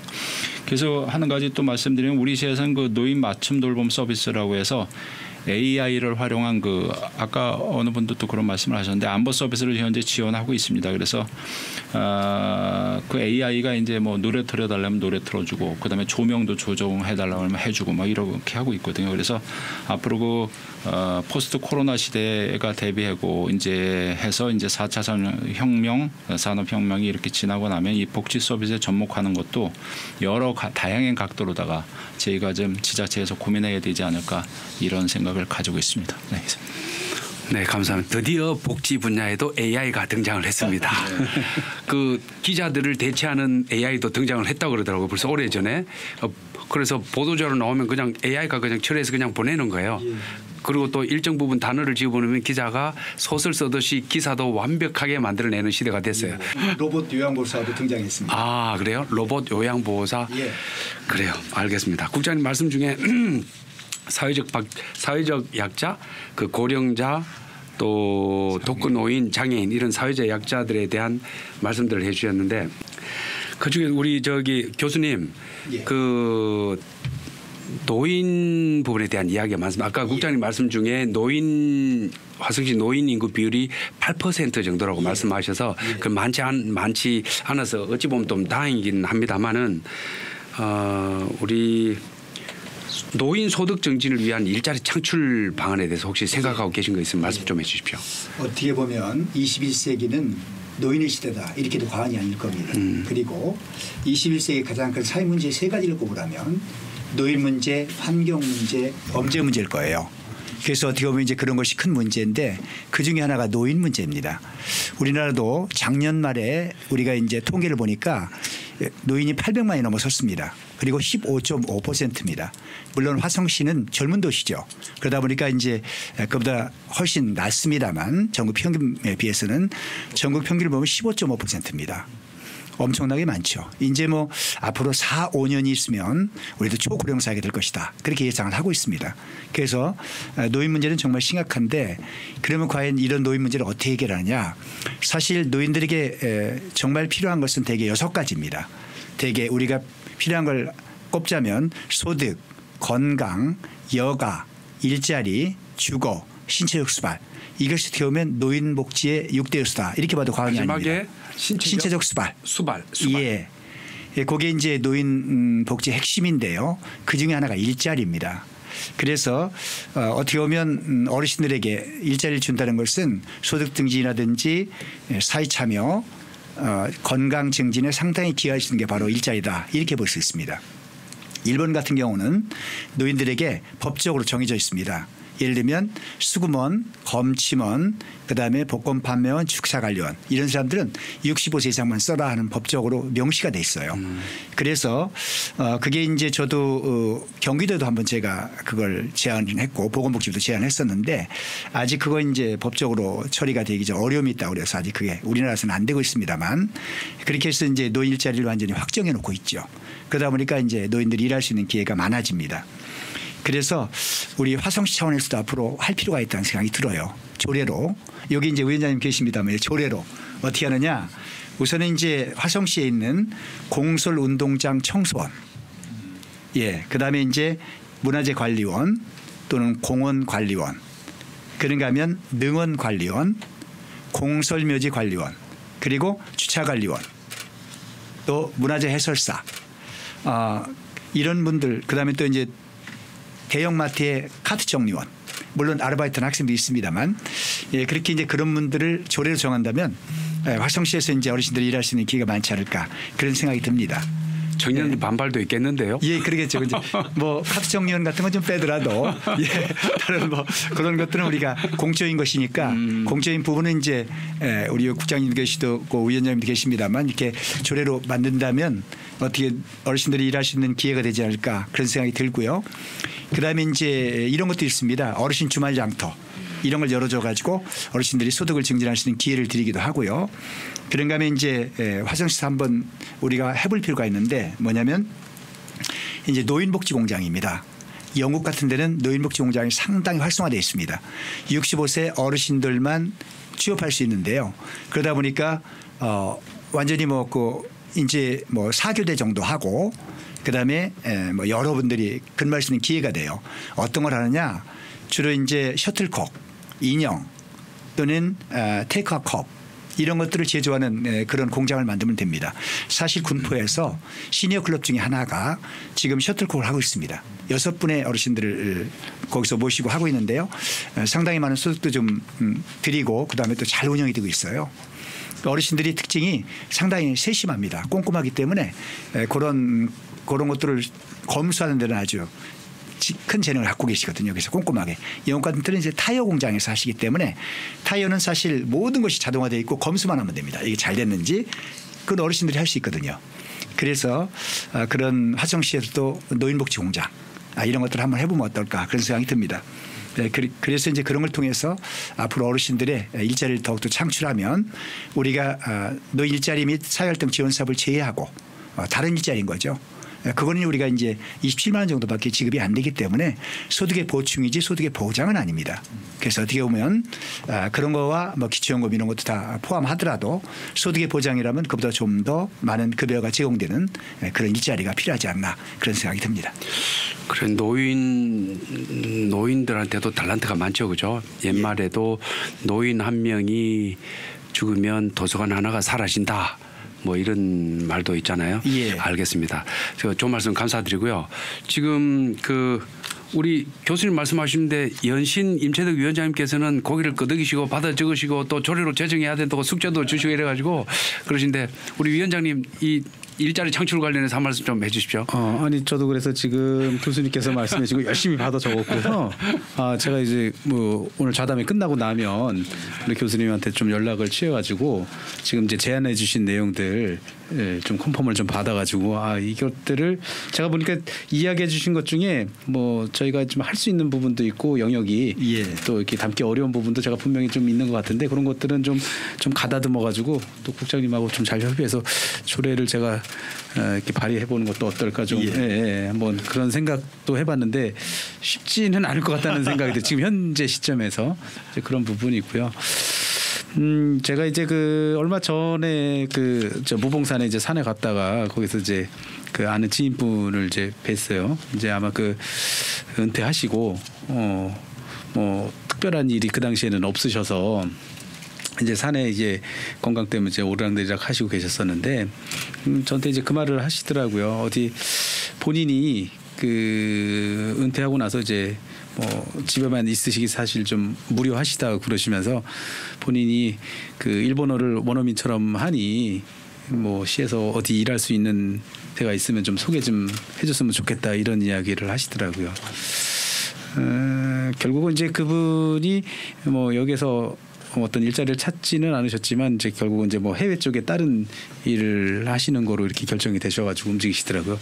그래서 노인분들이 의외로 정말 전문직에서 일하거나 이러셨던 분들이 또 사회에 이렇게 다시 환원돼서 나오셔가지고 그러한 본인들이 가지고 있던 여러 가지 이제 달란트들을 이렇게 잘 우리 사회하고 접목만 시키면 훌륭한 또 일자리를 하실 수 있는 그런 부분이 되겠다 이제 그런 생각을 그 당시에 저도 가졌었거든요. 그래서 되게 중요하다. 단 이제 그분들이 이제 그런 이제 활동을 하시면서 뭐 정말 뭐 젊은 사람들이 이렇게 활동하는 어떤 뭐 경제적인 급여라든지 이런 것들은 어렵겠지만 그래도 노후에 뭐 손자한테 아니면 또 가족들한테 손 안 벌리고 손자들 용돈 이렇게 줄 정도의 어떤 그런 일자리가 창출이 된다면 지금 뭐 우리 교수님 좀 전에 말씀해 주셨던 거랑 일맥상통하게 아마 이분들이 살아가는데 아마 많은 뭐 경제적으로 도움이 되지 않을까 또 삶이 또 윤택해지지 않을까 그런 생각을 해봤고요. 지금 우리 화성시에서 그래서 지금 아마 그 일자리를 하기 위해서 아마 한 3,260명에게 아마 사회활동 지원하는 그런 프로그램들이 있는 것 같아요. 일자리에 관련돼서 제가 그거 좀 한번 좀 잠깐 말씀드리면요. 어르신들이 자기 만족과 성취감 향상 및 또 지역사회 공익 증진을 위해서 자발적으로 참여하는 봉사활동인 공익형 일자리에 2,500명이 지금 있고요. 그 다음에 또 어르신들의 경쟁력과 또 활동 역량을 활용하여 사회적 도움이 필요한 영역에서 서비스 제공하는 사회 서비스형 일자리에 260명 또 어르신에게 적합한 업종 중에 소규모 매장 및 전문 직종 사업단을 공동 운영하는 일자리인 시장형 일자리에 400명 또 구인자의 요청에 따라 일정 교육을 수료하거나 관련된 업무 능력이 있는 어르신을 해당 수요처에 연계하여 근무기간에 대한 일정 임금을 지급받을 수 있는 취업 알선형 일자리에 100명 이렇게 해서 한 3,260명에게 아마 이게 경제적으로 도움을 드릴 수 있는 일자리를 이렇게 만들어서 하고 있는데 뭐 이런 것들이 조금 더 아까 말씀해 주신 것들랑 이렇게 좀 이렇게 연계해서 우리 어르신들이 좀 이렇게 좀 노후에도 본인들이 경제적인 부분을 좀 부담 없이 덜 수 있는 그런 시스템의 다양한 일자리들을 좀 만들어서 제공하는 게 중요하지 않을까 저는 또 그렇게 생각을 합니다. 그래요. 감사합니다. 노인 이야기를 나눴으니 우리 아이 이야기도 한번 해야죠. 저기 노인 이야기를 했으니까 우리 아이 키우기 좋은 화성시에 대해서도 한 말씀 좀. 참 아이 키우는 게 힘들더라고요. 제가 큰 애가 13살이고요. 작은 애가 이제 늦둥이 5살이에요. 아들, 딸? 아들만 둘입니다. 아들 둘. 오늘 아침에도 여기 이제 나오는데 작은 녀석이 이제 5살이니까 이제 아빠 가는 거에 대해서 같이 좀 놀아달라고 이제 계속 때를 쓰더라고요. 이제 항상 아침만 되면 이렇게 나올 때 하루 종일 좀 이제 안타깝고 아쉽고 이제 그런 마음이 들거든요. 그래서 이제 그런 거 느끼면서 이게 이 아이들 청소년 교육 뭐 이런 거에 대해서 좀 더 관심을 가질 수밖에 없는 것 같아요. 제 입장이 또 거기에 같이 있다 보니까요.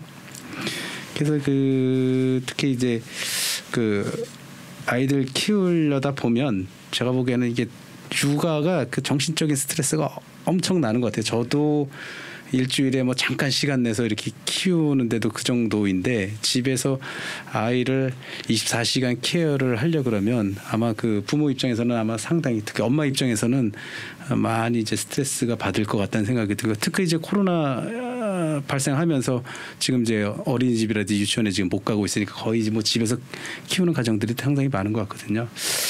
이제 그러다 보니까 이제 이 아이들을 이제 어떻게 할 거냐. 지금 아까 이제 우리 국장님께서도 이야기를 해주셨는데 우리 지금 시립 공공형 어린이집을 지금 뭐 연차적으로 해서 이제 100개를 하겠다 하는데 아마 또 추가적으로 좀 더 하신다고 그러는데 제가 보기에도 앞으로 이제 그런 시스템이 좀 더 갖춰져야 된다라는 생각이 좀 같이 들고요. 또 뭐 이렇게 청소년들, 초등학생들이란지 이런 친구들한테는 이제 돌봄 서비스죠. 우리가 지금 하고 있는 게 아마 돌봄 사각지대 해소를 하기 위해서 아마 뭐 함께 돌봄 센터라든지 뭐 이런 것들을 좀 운영하고 있는데 뭐 이런 부분들도 좀 더 확대를 좀 해 나가야 될 것 같아요. 그래야지 아이들 키우는 게 지금보다 그런 고통이 좀 감소가 돼야지 그나마 아이를 좀 더 낳고 젊은 사람들이 이제 키우려고 해서 출산에도 영향이 있지 않을까 그런 생각을 좀 해보게 되었거든요. 그래서 이제 그런 부분에 좀 더 집중해야 된다. 그 말씀 좀 드리고 싶습니다. 그래, 감사합니다. 저는 아이들이 다 커서 얼마나 행복한지 몰라요. 신경을 손을 좀 놓을 수 있으니까 다들 그러시지 않을까 싶어요. 아까 노인 문제 이야기하면서 하나 좀 놓친 게 있어요. 경로당 문제예요. 경로당 이렇게 화성시를 다니다 보면 경로당이 많이 업그레이드 된 느낌을 제가 받거든요. 가보면은 안마 의자도 놓여 있고 또 수면실처럼 캡슐 안에 들어가서 이렇게 뚜껑 닫는 그런 캡슐도 있더라고요. 야, 세상에 이렇게 지원을 많이 받는구나 이런 생각이 들더라고요. 우리 교수님, 경로당 업그레이드, 개선, 혁신 이런 부분에 대해서 한 말씀 좀 부탁드리겠습니다. 우리나라가요 세계에서 노인복 시설이 가장 많은 나라입니다. 세계에서. 그 이유가 경로당 때문입니다. 경로당이라는 것은 우리나라만이 갖고 있는 특성적인 사랑방의 기능을 하던 과거에 그런 하나의 그냥 사회복 시설이죠. 노인복 시설입니다. 노인 여가복 시설이죠. 그래서 지금 이제 6만 6천 개 정도 가량 되고요. 화성시도 800개 이상이 되죠. 지금 상당히 많은 경로당이 지역사회에 있습니다. 어떻게 보면 접근성이 가장 강화된 노인복 시설이다. 이렇게 보시면 될 것 같습니다. 그래서 어떻게 보면 읍면동 행정복지센터보다도 더 접근성이 강화된 곳이 바로 경로당이죠. 그러다 보니까 어떻게 보면 이 경로당을 잘 활용하면 노인복지 증진에 상당히 큰 역할을 할 것이다. 이렇게 볼 수 있습니다. 그동안 이제 어떻게 보면 경로당이 사랑방 기능만 해왔어요. 많은 부분. 물론 지금은 많이 달라졌습니다만 특히 화성시는 다른 데보다 훨씬 더 활성화되고 있어요. 그런데 이제 대부분 경로당이 규모가 작습니다. 규모가 작다 보니까 프로그램을 하기가 쉽지가 않아요. 근데 그거를 물리적으로 통폐합할 수가 없습니다. 이게 경로당의 특성상. 그리고 또 이제 어떻게 보면 지금 많이 좋아졌습니다만 운영 책임자들의 인식 또 이런 것들이 상당히 좀 부족한 부분이 있어요. 배타적인 면도 좀 있고요. 그리고 또 이제 운영 지원도 좀 약간 부족하고요. 뭐 시군별로 그것도 상당히 차등이 있습니다. 그래서 그런 것도 있고 그리고 그다음에 또 경로당이 활성화되려면 지역사회 자원을 활용해야 되는데 지역사회 자원을 제대로 활용하지 못하는 그런 것들이 경로당의 문제다. 그렇게 볼 수 있습니다. 그런데 이제 이거를 기능을 혁신해야 되는데 어떻게 하느냐. 그동안에는 사랑방의 기능 여가 활동의 중심지 여기까지가 이제 경로당의 기능이었습니다. 그런데 이제는 거기서 조금 더 올라서야 됩니다. 한 단계. 그래서 어떻게 보면 건강 증진의 장소가 돼야 됩니다. 그래서 노인 의료비 증감에 대한 그런 것도 좀 맞고요. 노인 의료비가 지금 전체 의료비의 40.9%를 차지하고 있습니다. 어마어마하죠. 그래서 국가에 큰 부담이 되고 있습니다. 예, 노인 의료비층 이런 감소를 할 수 있는 그런 건강증진의 장소, 그런가 하면 또한 봉사활동의 거점이 돼야 됩니다. 이제는 그래서 이 경호당이 봉사활동을 할 수 있는 그런 시설이 돼야죠. 그런가 하면 또 소득 보충의 장소가 돼야 됩니다. 지금 이제 제가 경호당이 경기도에 9,300개가 있는데요.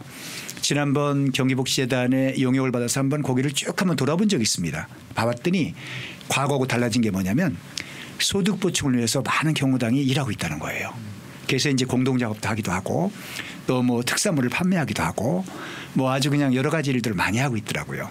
그래서 이제 그런 소득 보충의 장소가 돼야 되고 그런가 하면 또한 고독사 예방의 장소가 돼야 된다 그렇게 생각합니다. 그래서 지금 이제 우리가 그거를 주거시설로 우리가 허가를 받을 수는 없지만 그래도 혼자 사는 어르신들 몇 분이 모여서 거기서 생활을 잠깐 같이 계시기도 하고 그래서 고독사 예방의 장소가 되고 그런가 하면 치매 예방이나 장기요양 예방의 그런 장소로 활용돼야 된다 그렇게 생각합니다. 그런가 하면 또 다양한 복지 서비스의 그런 장소가 돼야 된다. 이런 식으로 이제는 경호당 자체가 다기능화해야 됩니다. 그래서 조그만 시설은 조그만지만 소규모 다기능화된 그런 시설이 바로 경호당에 가야 될 길이 아닌가 그런 생각이 듭니다.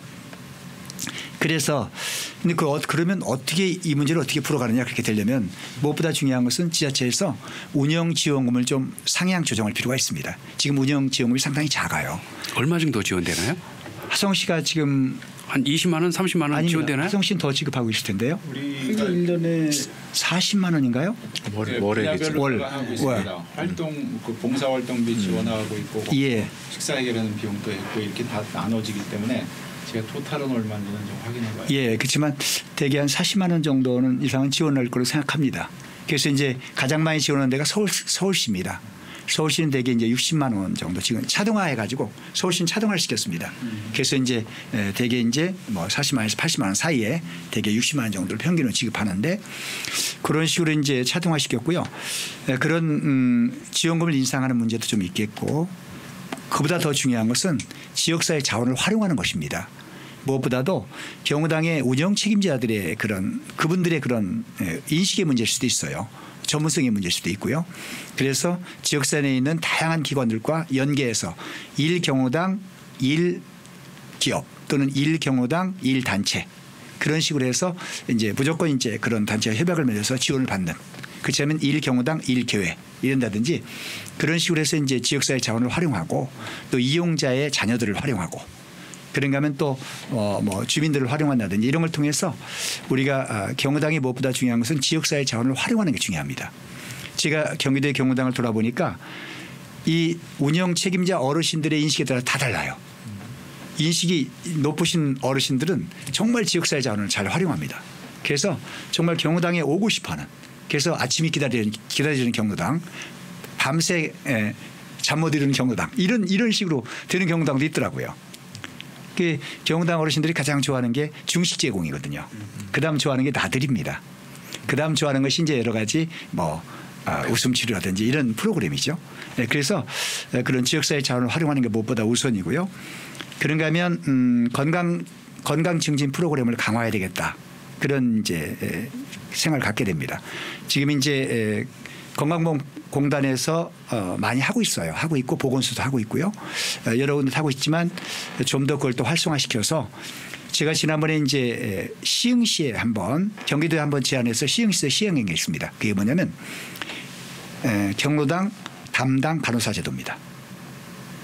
경로당 담당 간호사 제도. 그래서 경로당 한 10개나 20개나 50개나 이렇게 단위별로 간호사 한 명을 배치하는 거예요. 그러다 보니까 어르신들이 건강 체조, 건강 상담 여러 가지를 통시할 수 있어서 건강이 상당히 증진됐다는 그런 보고가 있어요. 그런 식으로 경로당 담당 간호사 제도. 근데 성남시에서 우리가 시범사업을 한 게 있습니다. 경기도에서. 그건 뭐냐면 경로당 담당 한의사, 경담 담당 의사 그런 제도도 한번 시범적으로 한 적이 있습니다. 의사까지는 못 하더라도 경로당 담당 간호사제도 지금 시흥시에서 이제 하고 있으니까요. 서울시에서 이번에 이제 또 할 겁니다. 그래서 제가 한번 예전에 제안한 적이 있었어요. 그래서 그걸 이제 서울시에서 하고 이번에 시작하고 시흥시에서 이미 했고요. 그런 것도 우리가 화성시에서 받아들인다면 어르신들의 건강 증진에 또는 장기요양 예방에 상당히 큰 도움이 되지 않을까 그런 생각이 듭니다. 그리고 이제 무엇보다 운영 책임자의 인식 전환, 역량 강화는 필요하고요. 그래서 교육이 자주 있어야 돼요. 어르신들은.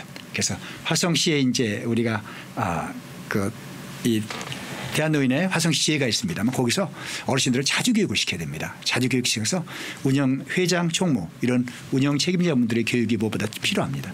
그리고 경로당의 기능적 통합이라는 게 있습니다. 제가 이제 한 5년 전에 그걸 제안한 것인데요. 큰 경로당 하나에서 프로그램을 하고 작은 경로당이 동시에 와서 이용하는 겁니다. 그런 것도 필요하겠고요. 그다음에 이제 경로당 평가 제도도 필요합니다. 이것 때문에 반발은 있었어요. 근데 제가 한번 서울시에서 지금 하고 있습니다. 서울시 하고 있는데 경로당 평가 제도로 하니까 경로당이 훨씬 좋아진 거예요. 평가를 뭐 지원금이 얼마 안 되니까 뭐 평가느냐 이런 얘기가 있습니다만 사실은 그게 아니거든요. 뭐 왜냐하면 여기 이용 인원이 얼마나 되느냐, 이용은 몇 분이나 하셨느냐, 프로그램 몇 개냐, 그다음에 뭐 회비는 얼마 잘 내셨냐, 뭐 그다음에 또 회계장부는 잘 정리됐느냐, 운영 책임자는 몇 번이나 교육을 받았느냐, 운영 책임자는 어르신들과 몇 번의 대화를 했느냐, 뭐 이런 것까지 포함해서 그게 평가의 내용입니다. 꼭 금전적이 아니더라도 얼마든지 경로당을 평가할 수 있거든요. 그래서 화성시도 미래지향적으로 경로당을 평가한다면 우리가 경로당이 훨씬 더 활성화되고 또 경로당을 차등화 지원할 수 있는 그리고 경쟁할 수 있는 그리고 운영 책임자의 인식이 훨씬 높아지는 그런 계기가 바로 평가제도가 아닌가 그런 생각이 듭니다. 그리고 또 한 가지는 유니버설 디자인을 해야 됩니다. 경로당이 앞으로. 문턱이 높으면 넘어질 수 있고 위험하거든요. 그래서 어르신들이 잘 접근할 수 있도록 그렇게 이제 시설의 개조도 필요하고요. 순회 프로그램 관리자 이것도 좀 사실은 화성시에 지금 2명인가요? 확충할 필요가 있습니다. 그렇기 때문에 그런 것들을 한다 그러면 경로당이 활성화돼서 노인복지의 메카 가장 접근성이 강화된 노인복지 시설이 되지 않을까. 화성시의 노인복지가 더욱더 활성화되지 않을까 생각합니다. 아유 알겠습니다. 논문 한 편 읽은 것 같아요. 경로당에 대해서.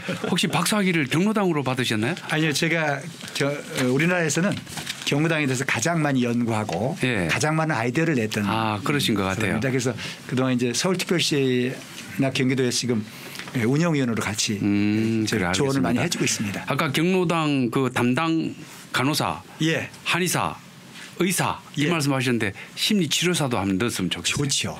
예. 그래요. 알겠습니다. 그리고 참 좋은 말씀 많았어요.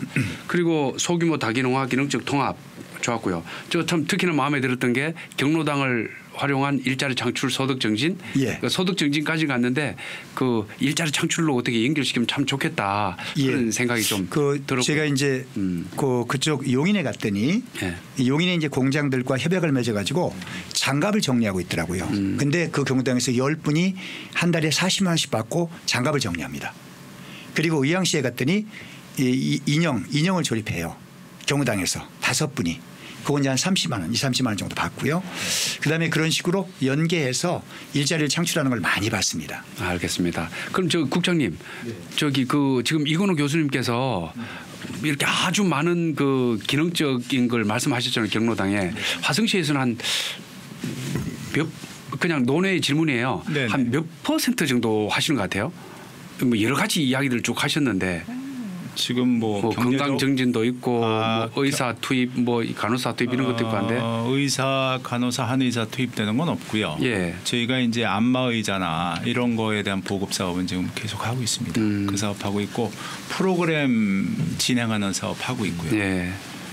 그다음에 일자리 사업이라고 하기에는 좀 뭐란데 지역사회 봉사활동하면은 그것만큼의 그 비용을 좀 지급을 하는 형태 이런 것은 좀 하고 있습니다. 그러니까 뭐 쉽게 얘기하면은 뭐 그 마을에 이제 청소하는 사업, 뭐 이런 도로변 정비하는 사업 이런 거 하면 이제 그거에 대한 비용을 거기서 지출을 해라 해가지고 우리가 포괄적으로 돈을 줘요. 그리고서 무슨 사업을 해서 이제 그런 사업을 하면 거기서 이제 거기에 들어가는 비용이라든가 식사비는 거기서 지출하게끔 이런 식으로 진행을 하고 있습니다. 그래요. 네. 그 역시 화성시에서 잘하고 계시네요.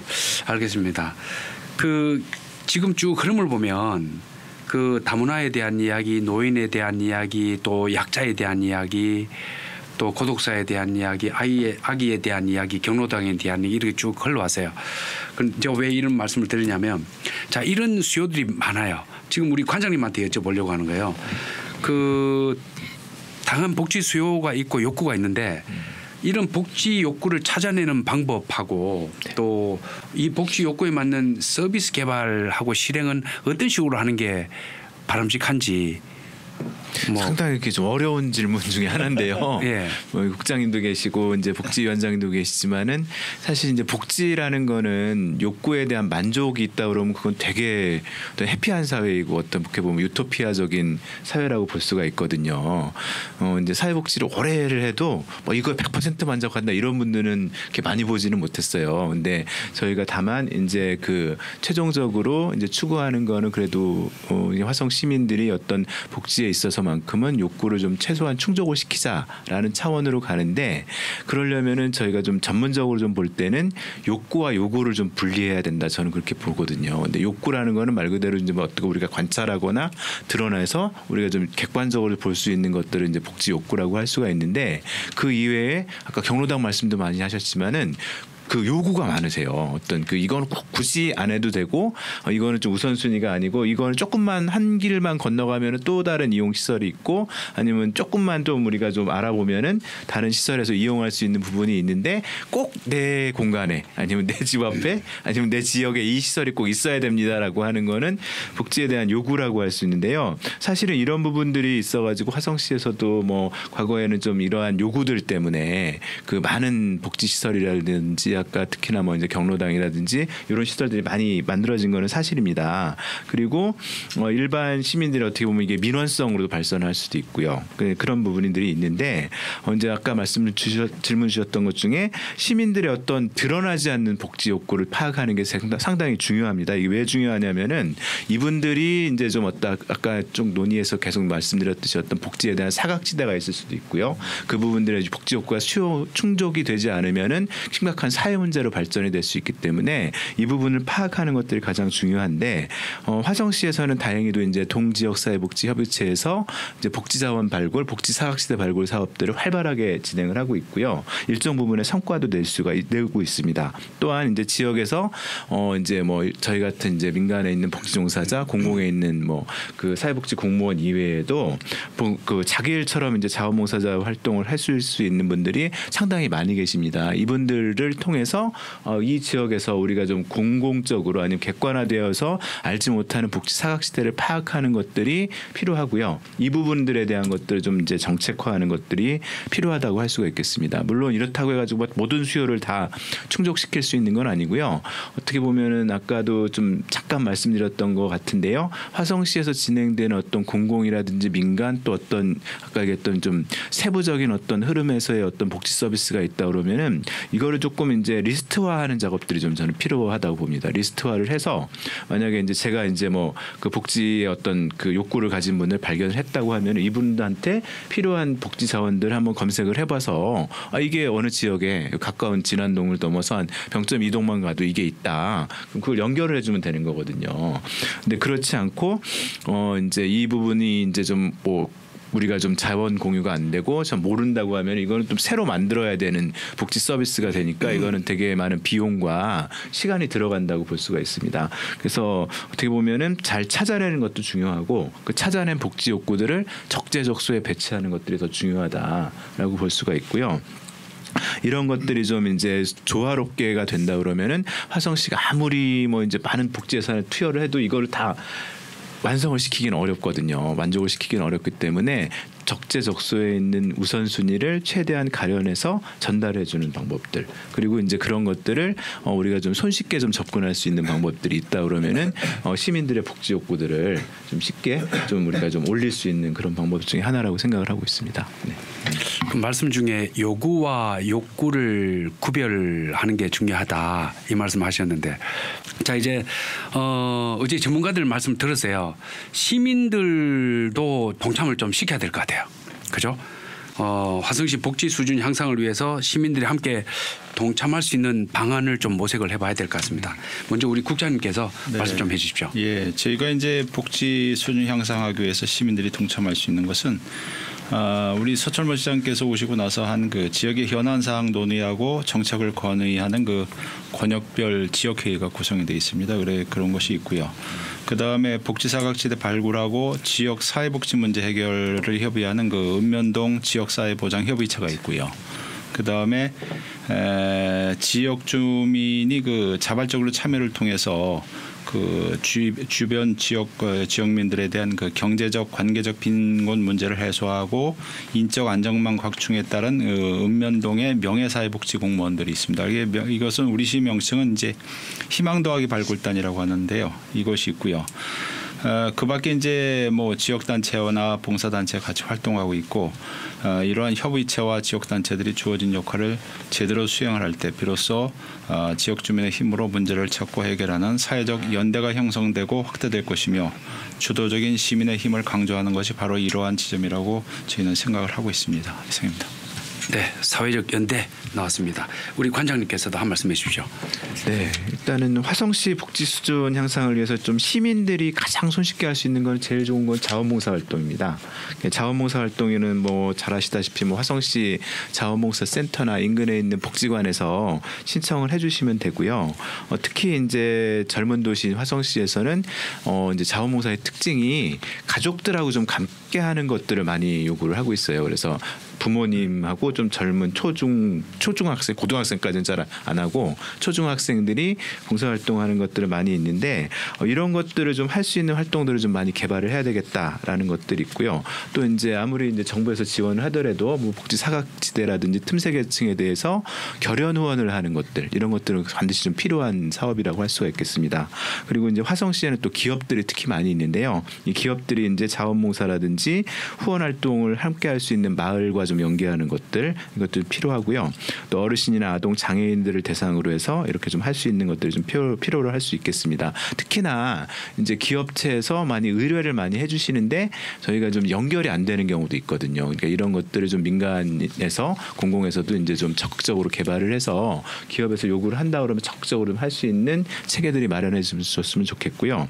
특히나 이제 뭐 코로나 사태 이후에는 취약계층을 위해서 찾아가는 복지 서비스에 대한 수요가 많이 늘어날 것으로 예상되는데요. 이 부분에 대해서도 이제 자원봉사 활동이라든지 뭐 결연 활동을 통해서 시민들이 손쉽게 접근할 수 있는 좀 비대면으로라도 좀 접근할 수 있는 방법들이 많이 개발되었으면 좋겠습니다. 네. 알겠습니다. 이렇게 말씀 나눠도 보니까 전체 흐름 중에 한 10분의 7 정도, 7할 정도는 지나간 것 같습니다. 앉아 계시기 힘드시겠지만 조금만 더 참아주시기 바라고. 말씀 중에 지금 지역사회 보장협의체에 대한 이야기들이 많이 나왔어요. 그 우리 교수님 저 지역사회 보장협의체 발전 방안에 대해서 좀 고견 좀 들려주시죠. 예. 제가 이제 지난 2년 동안 지역사회 보장협의체 민간위원장을 맡았었습니다. 그러다 보니까 직접 이제 관심을 갖고 거기 이제 일을 하다 보니까 이제 알게 된 사항들이 있어요. 사실 지역사회 보장협의체를 한마디로 말씀드리면 뭐 이제 화성시의 사회보장 증진을 위한 지방 정부와 민간과 민간의 그런 협의체다. 그렇게 한마디로 말씀드릴 수 있을 겁니다. 그 중요한 기능이 되게 이제 여러 가지가 있지만 중요한 것은 지역사회 보장 계획을 수립하고 그런가 하면 사회보장 관련 민관 협력을 추진하고 그런가 하면 사회복지 사각지대를 발굴하는 것들이 아마 가장 중요한 기능이 아닌가 그런 생각이 들어요. 그래서 제가 이제 2년 동안 운영을 해보니까 가장 중요한 게 무엇이냐 그중에 하나가 읍면동 지역사회보장협의체 운영을 활성화시켜야 되겠더라고요. 그래서 그렇게 되면 이제 사각지대 발굴도 잘 되고 그다음에 또 그런 민간 협력도 좀 잘 될 수 있는 기반이 된다고 봅니다. 그런데 이제 사실 읍면동 지역사회보장협의체는 이게 지원금이 그렇게 많지가 않아요. 그래서 그분들의 지원을 통해서 그분들의 그런 활동을 활성화하는 그것이 필요하다는 생각이 들고요. 그다음에 또 한 가지는 또 실무 문과가 있습니다. 거기에는 대표협의체, 실무협의체, 실무분과가 있는데 실무분과 운영을 활성화하는 게 필요하다는 생각이 듭니다. 실무분과에서 모든 일을 다 해나갈 수 있는 것이거든요. 그래서 실무분과 회의도 자주 하고 거기에 지원도 해서 실무분과 운영을 활성화하는 그런 것들이 또한 발전 방안의 또 한 가지다. 그렇게 볼 수 있습니다. 그리고 또 한 가지는 아까 이제 우리가 사회복지 사학지대 말씀을 드렸는데 사회복지 사학지대 발굴을 위한 네트워크 구축이 필요합니다. 그거를 지역사회보장협의체에서 해줘야 되거든요. 그래서 민관 네트워크 구성을 해서 거기서 이제 발굴할 수 있는 그런 기반을 마련해 줘야 됩니다. 그런 것도 하고 그런가 하면 또 읍면동마다 특화 사업이라는 게 있어요. 그 지역에 그런 특화 사업도 좀 열심히 수행한다면 우리가 훨씬 더 이 지역사회보장협의체 발전에 도움이 되지 않을까 그런 생각이 들고 또 한 가지는 사회복지시설기관들 간의 소통이나 상호 협력망이 필요합니다. 그래서 지금 이제 사회복지관, 노인복지관, 뭐 장애인복지관, 뭐 지역아동센터, 뭐 여러 그 사회복지 시설들이 있습니다만 사회복지 시설들 간에 사실은 자기들이 자원을 많이 가지고 있어요. 근데 그런 자원을 자기들이 다 내놓아야 됩니다. 화성시에 모든 걸 내놓고 우리 자원이 어떻게 있다는 걸 보고 그 자원의 흐름을 서로 공유할 수 있어야 돼요. 그래야만이 화성 시민들 누구나 다 그런 복지를 이용할 수 있고 누구나 접근할 수 있거든요. 그런 것들을 사실 지역사회보장협의체가 중심이 돼서 해줘야 됩니다. 상호 협력망, 상호 네트워크 그런가 하면 자원망 이런 것들을 정보망 이런 것들을 구축함으로써 우리 화성시가 더욱더 사회복지가 활성화되고 사회보장 증진에 기여할 수 있다 이렇게 생각합니다. 알겠습니다. 우리 교수님 말씀 중에 이렇게 딱 가슴에 와닿는 단어가 소통이라는 단어 공유라는 단어가 마음에 와닿으세요. 예. 공유 경제 그런데 복지에도 공유 개념이 들어가면 참 좋겠다라는 생각입니다. 그렇습니다. 예. 우리 저 국장님께서 좀 염두에 주시면 좋지 않을까 싶은 생각이 드네요.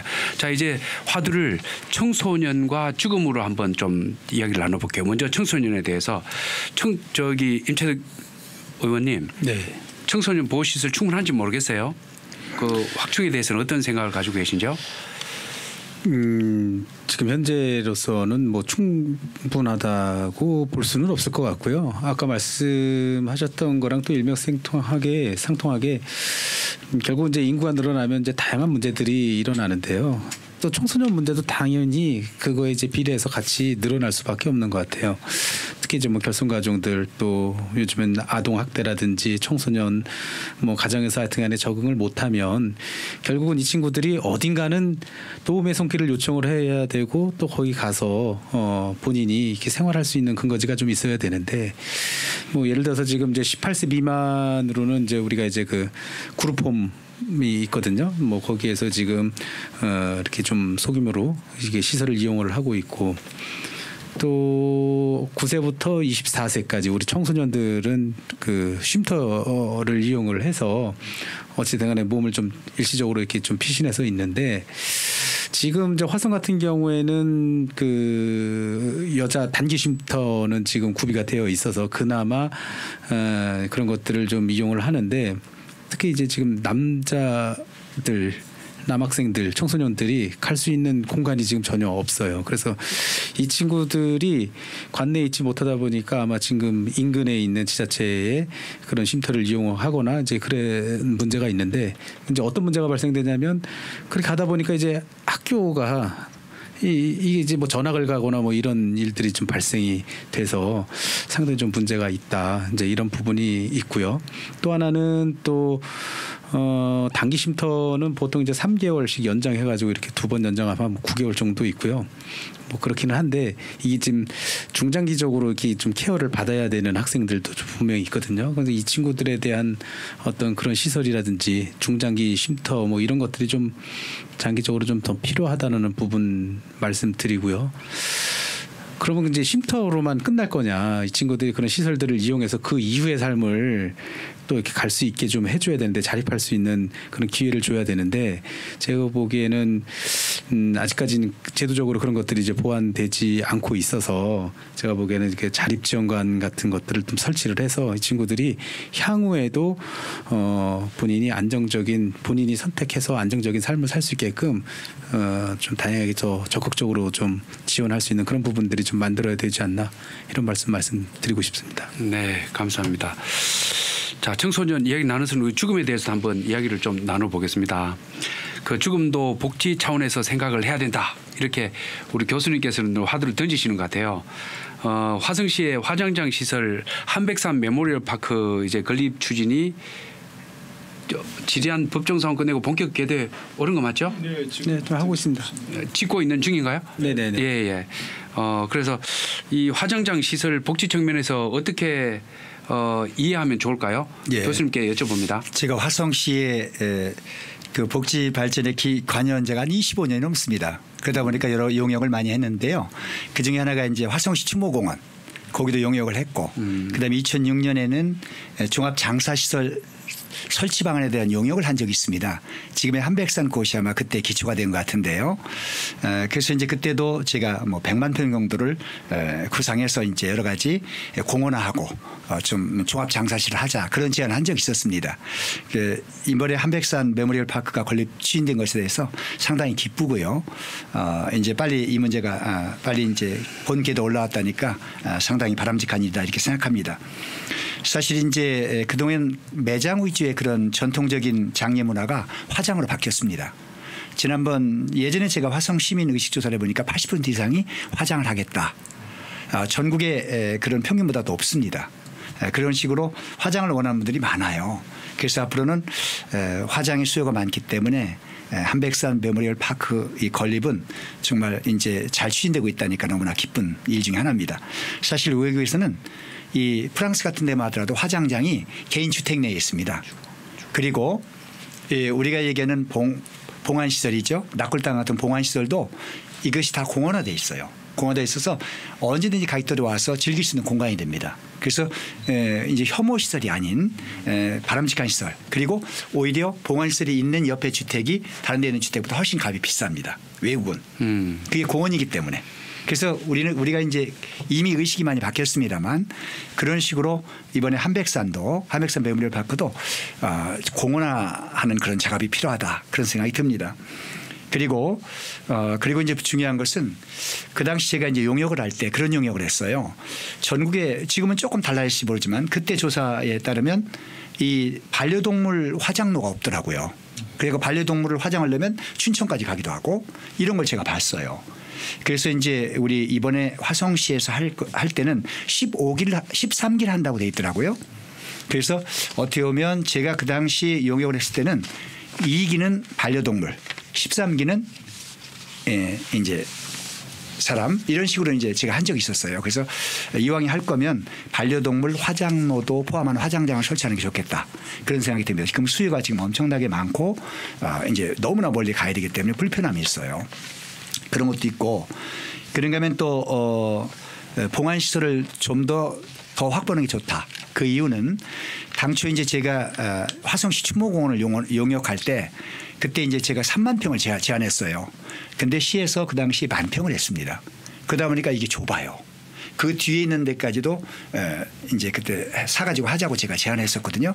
그래서 이제 그때 당시 국장님도 좋다 그러셨는데 이제 이게 하는 중에 10,000평으로 축소가 됐어요. 그리고 그 밑에 있는 논까지 사서 주차장을 하자.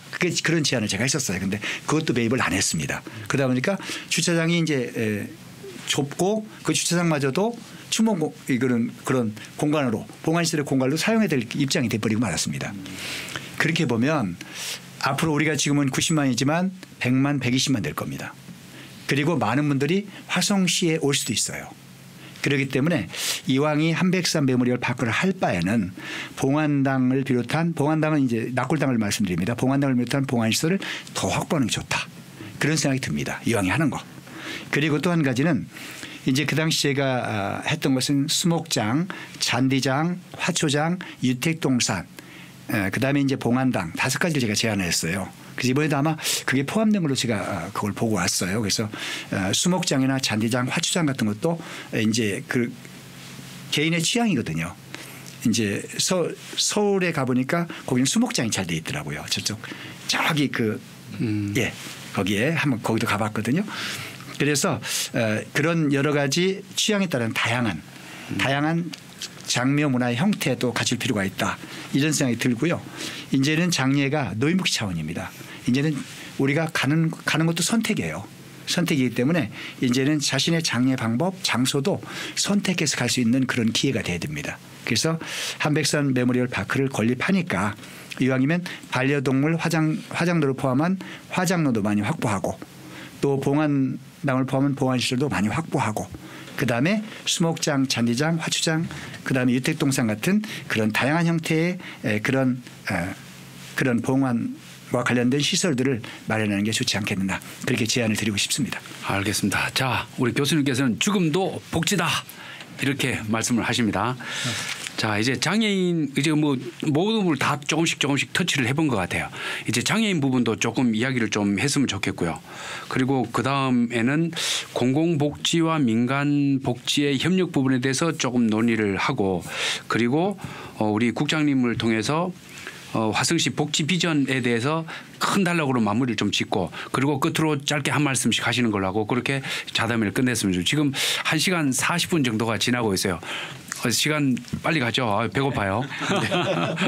자, 우리 그 임채덕 의원님 장애인 활동 지원과 이동권 보장 등 장애인 생활 지원을 위한 방안 어떤 것들이 있을까요? 사실 저는 이 장애인 복지하면 다른 복지하고도 틀리게 사실 제일 어렵게 느껴지는 것 같아요. 과연 이제 어디까지 지원을 하고 또 이렇게 복지 사업을 해야 되는지 사실 저도 가름할 수가 없다라는 생각이 들더라고요.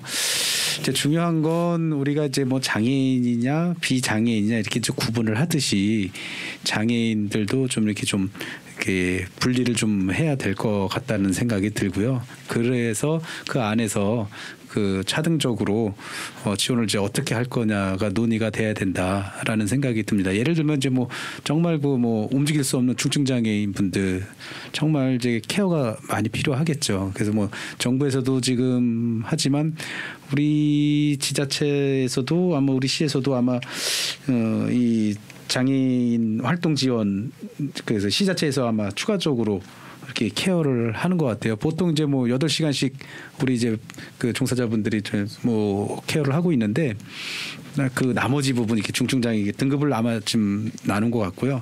최대한 뭐 그래서 뭐 이렇게 점수에 따라서 뭐 그 602시간을 우리 시에서 그 아마 지원을 하는데 뭐 국비까지 다 하면은 거의 뭐 일정 몇 분들은 아마 그 해당이 돼서 24시간 케어를 이렇게 받는 분들도 계신 것 같다는 것 같고요. 그래서 이제 아까 좀 전에 말씀드렸다시피 이 부분을 이제 어떻게 잘 구분해서 그분들을 이제 케어를 할 건지에 대한 부분들 좀 중요하다라는 말씀 드리고요.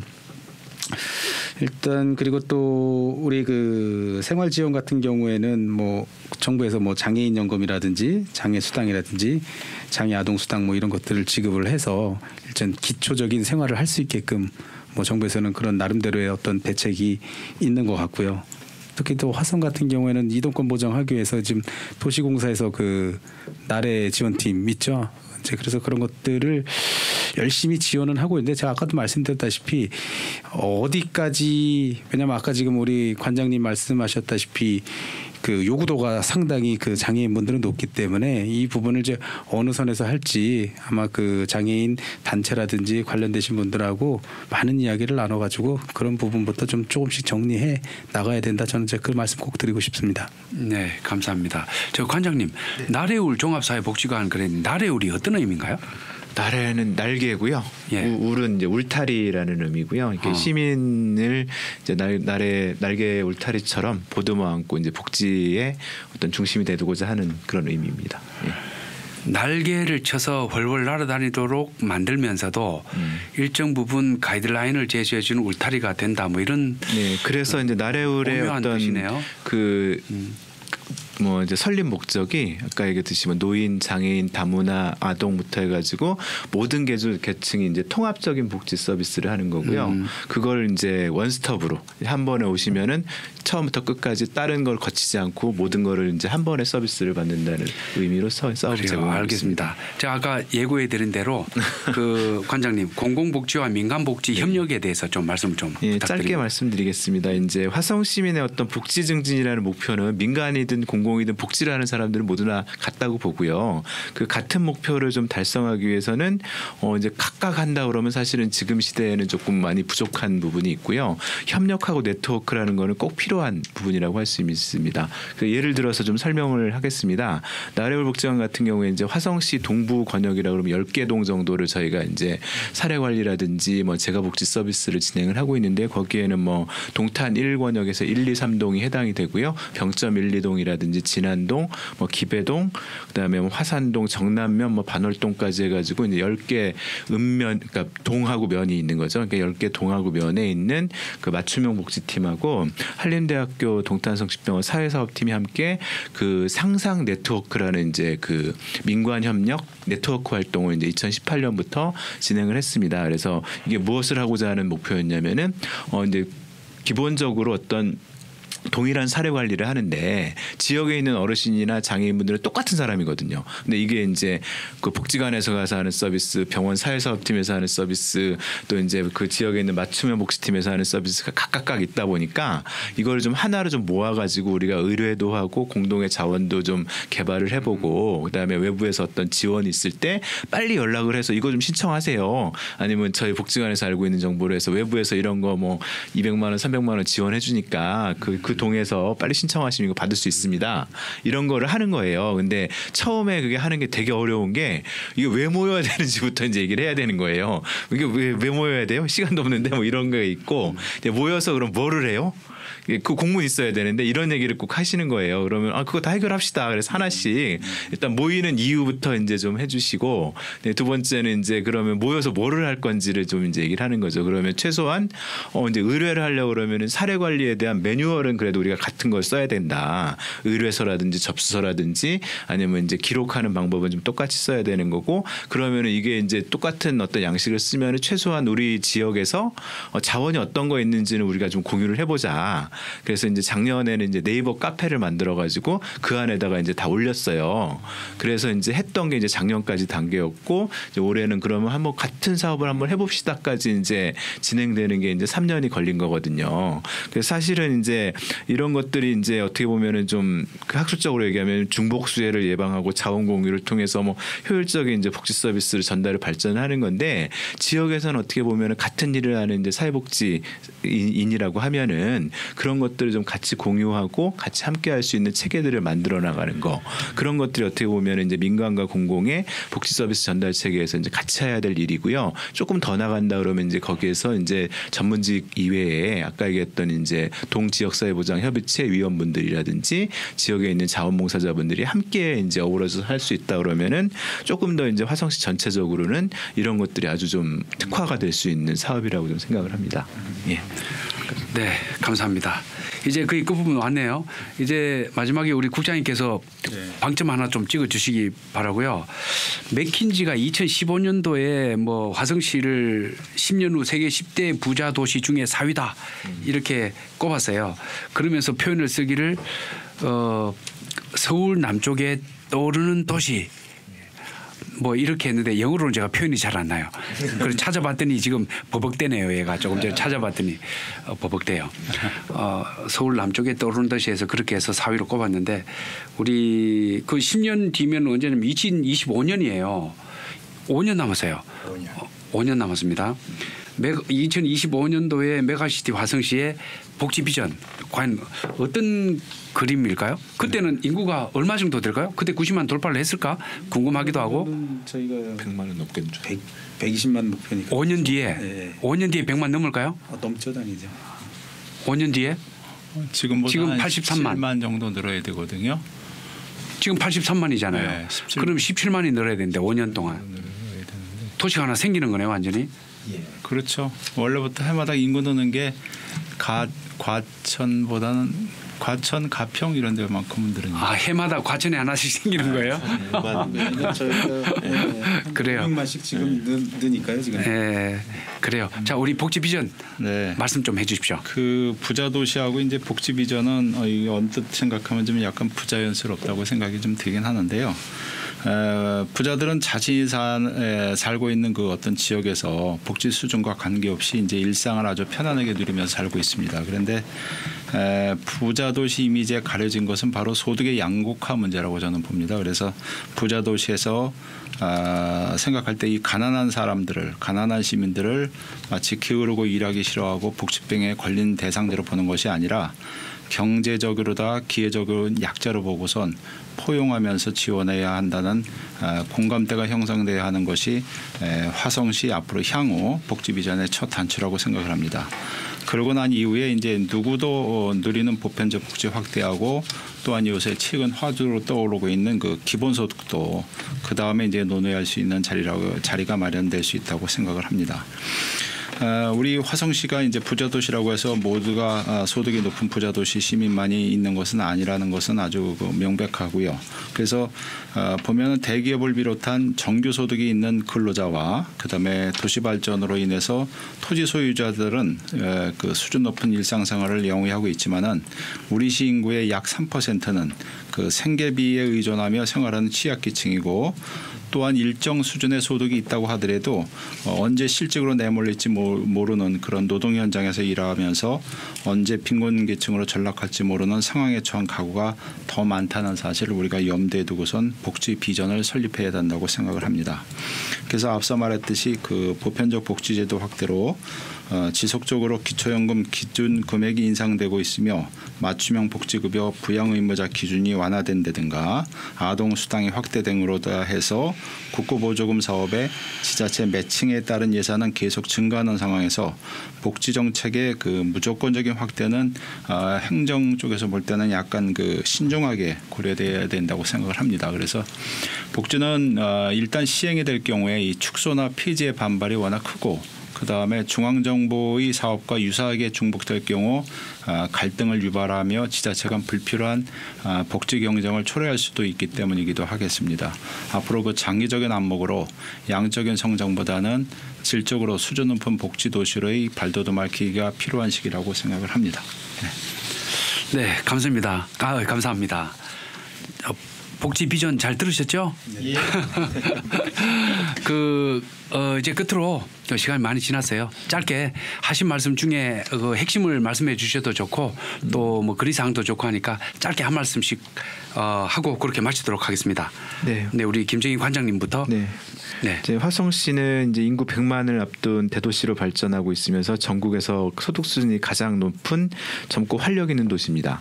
그래서 복지 정책에 있어서도 이제 저 취약계층에 대한 복지 서비스를 안정적으로 잘 진행하고 있고요. 나아가서 이제 그 청소년이라든지 청년, 뭐 베이비 부머 등에 대해서 이제 새로운 복지 대상자에 대해서 선제적이고 혁신적인 복지 서비스를 개발 진행해서 전국적인 성공 모델을 만들었으면 좋겠습니다. 아울러서 코로나 사태 이후에 복지 서비스 변화도 미리 준비해서 시민들의 어려움과 불안을 좀 해소할 수 있는 복지 서비스가 제공되기를 바라겠습니다. 예, 감사합니다. 네, 이렇게 돌아가도록 하겠습니다. 예. 네, 그 어찌됐든 간에 그 요람에서 무덤까지 뭐 우리 일상생활이 다양한 복지 사업과 함께 이루어져 가는 것 같습니다. 하지만 아무리 복지 사업이 이뤄감에 있어서 그거를 다 실현하기는 사실 저는 어렵다라고 보고요. 그렇지만 그러한 여러 가지 그 장벽들을 같이 이 사회하고 또 많은 사람들이 동참을 해 나간다면 그런 것들이 하나하나 현실화되고 이루어질 거라는 생각이 들고요. 일단 그러기 위해서는 또 열린 자세를 갖고서 많은 사람들이 함께 동참한다면 아마 우리 화성이 100만을 넘어가는 시점에서도 이게 복지 화성으로 재탄생되지 않을까 이렇게 말씀드리고 싶습니다. 네, 감사합니다. 이건홍 교수님. 예. 젊은 도시, 미래도시, 행복도시 화성시의 이제 사회복지 발전을 위한 몇 가지 제안을 드리고 싶습니다. 우선은 화성시 3개 권역별 사회복지의 균형적 발전이 필요하다고 봅니다. 그리고 화성시형 사회안전망의 구축도 한 번쯤 우리가 앞으로 할 필요가 있고요.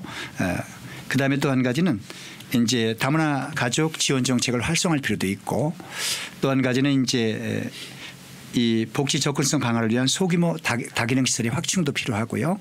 그런가 하면 맞춤형 복지 서비스 이것도 한번 좀 생각해 보시고 그다음에 또 한 가지는 우리가 이제 사회복지 예산 3조 2천억 중에서 27% 선입니다. 그래서 이제 앞으로 30% 이상 선까지 한번 가봐야 되지 않을까.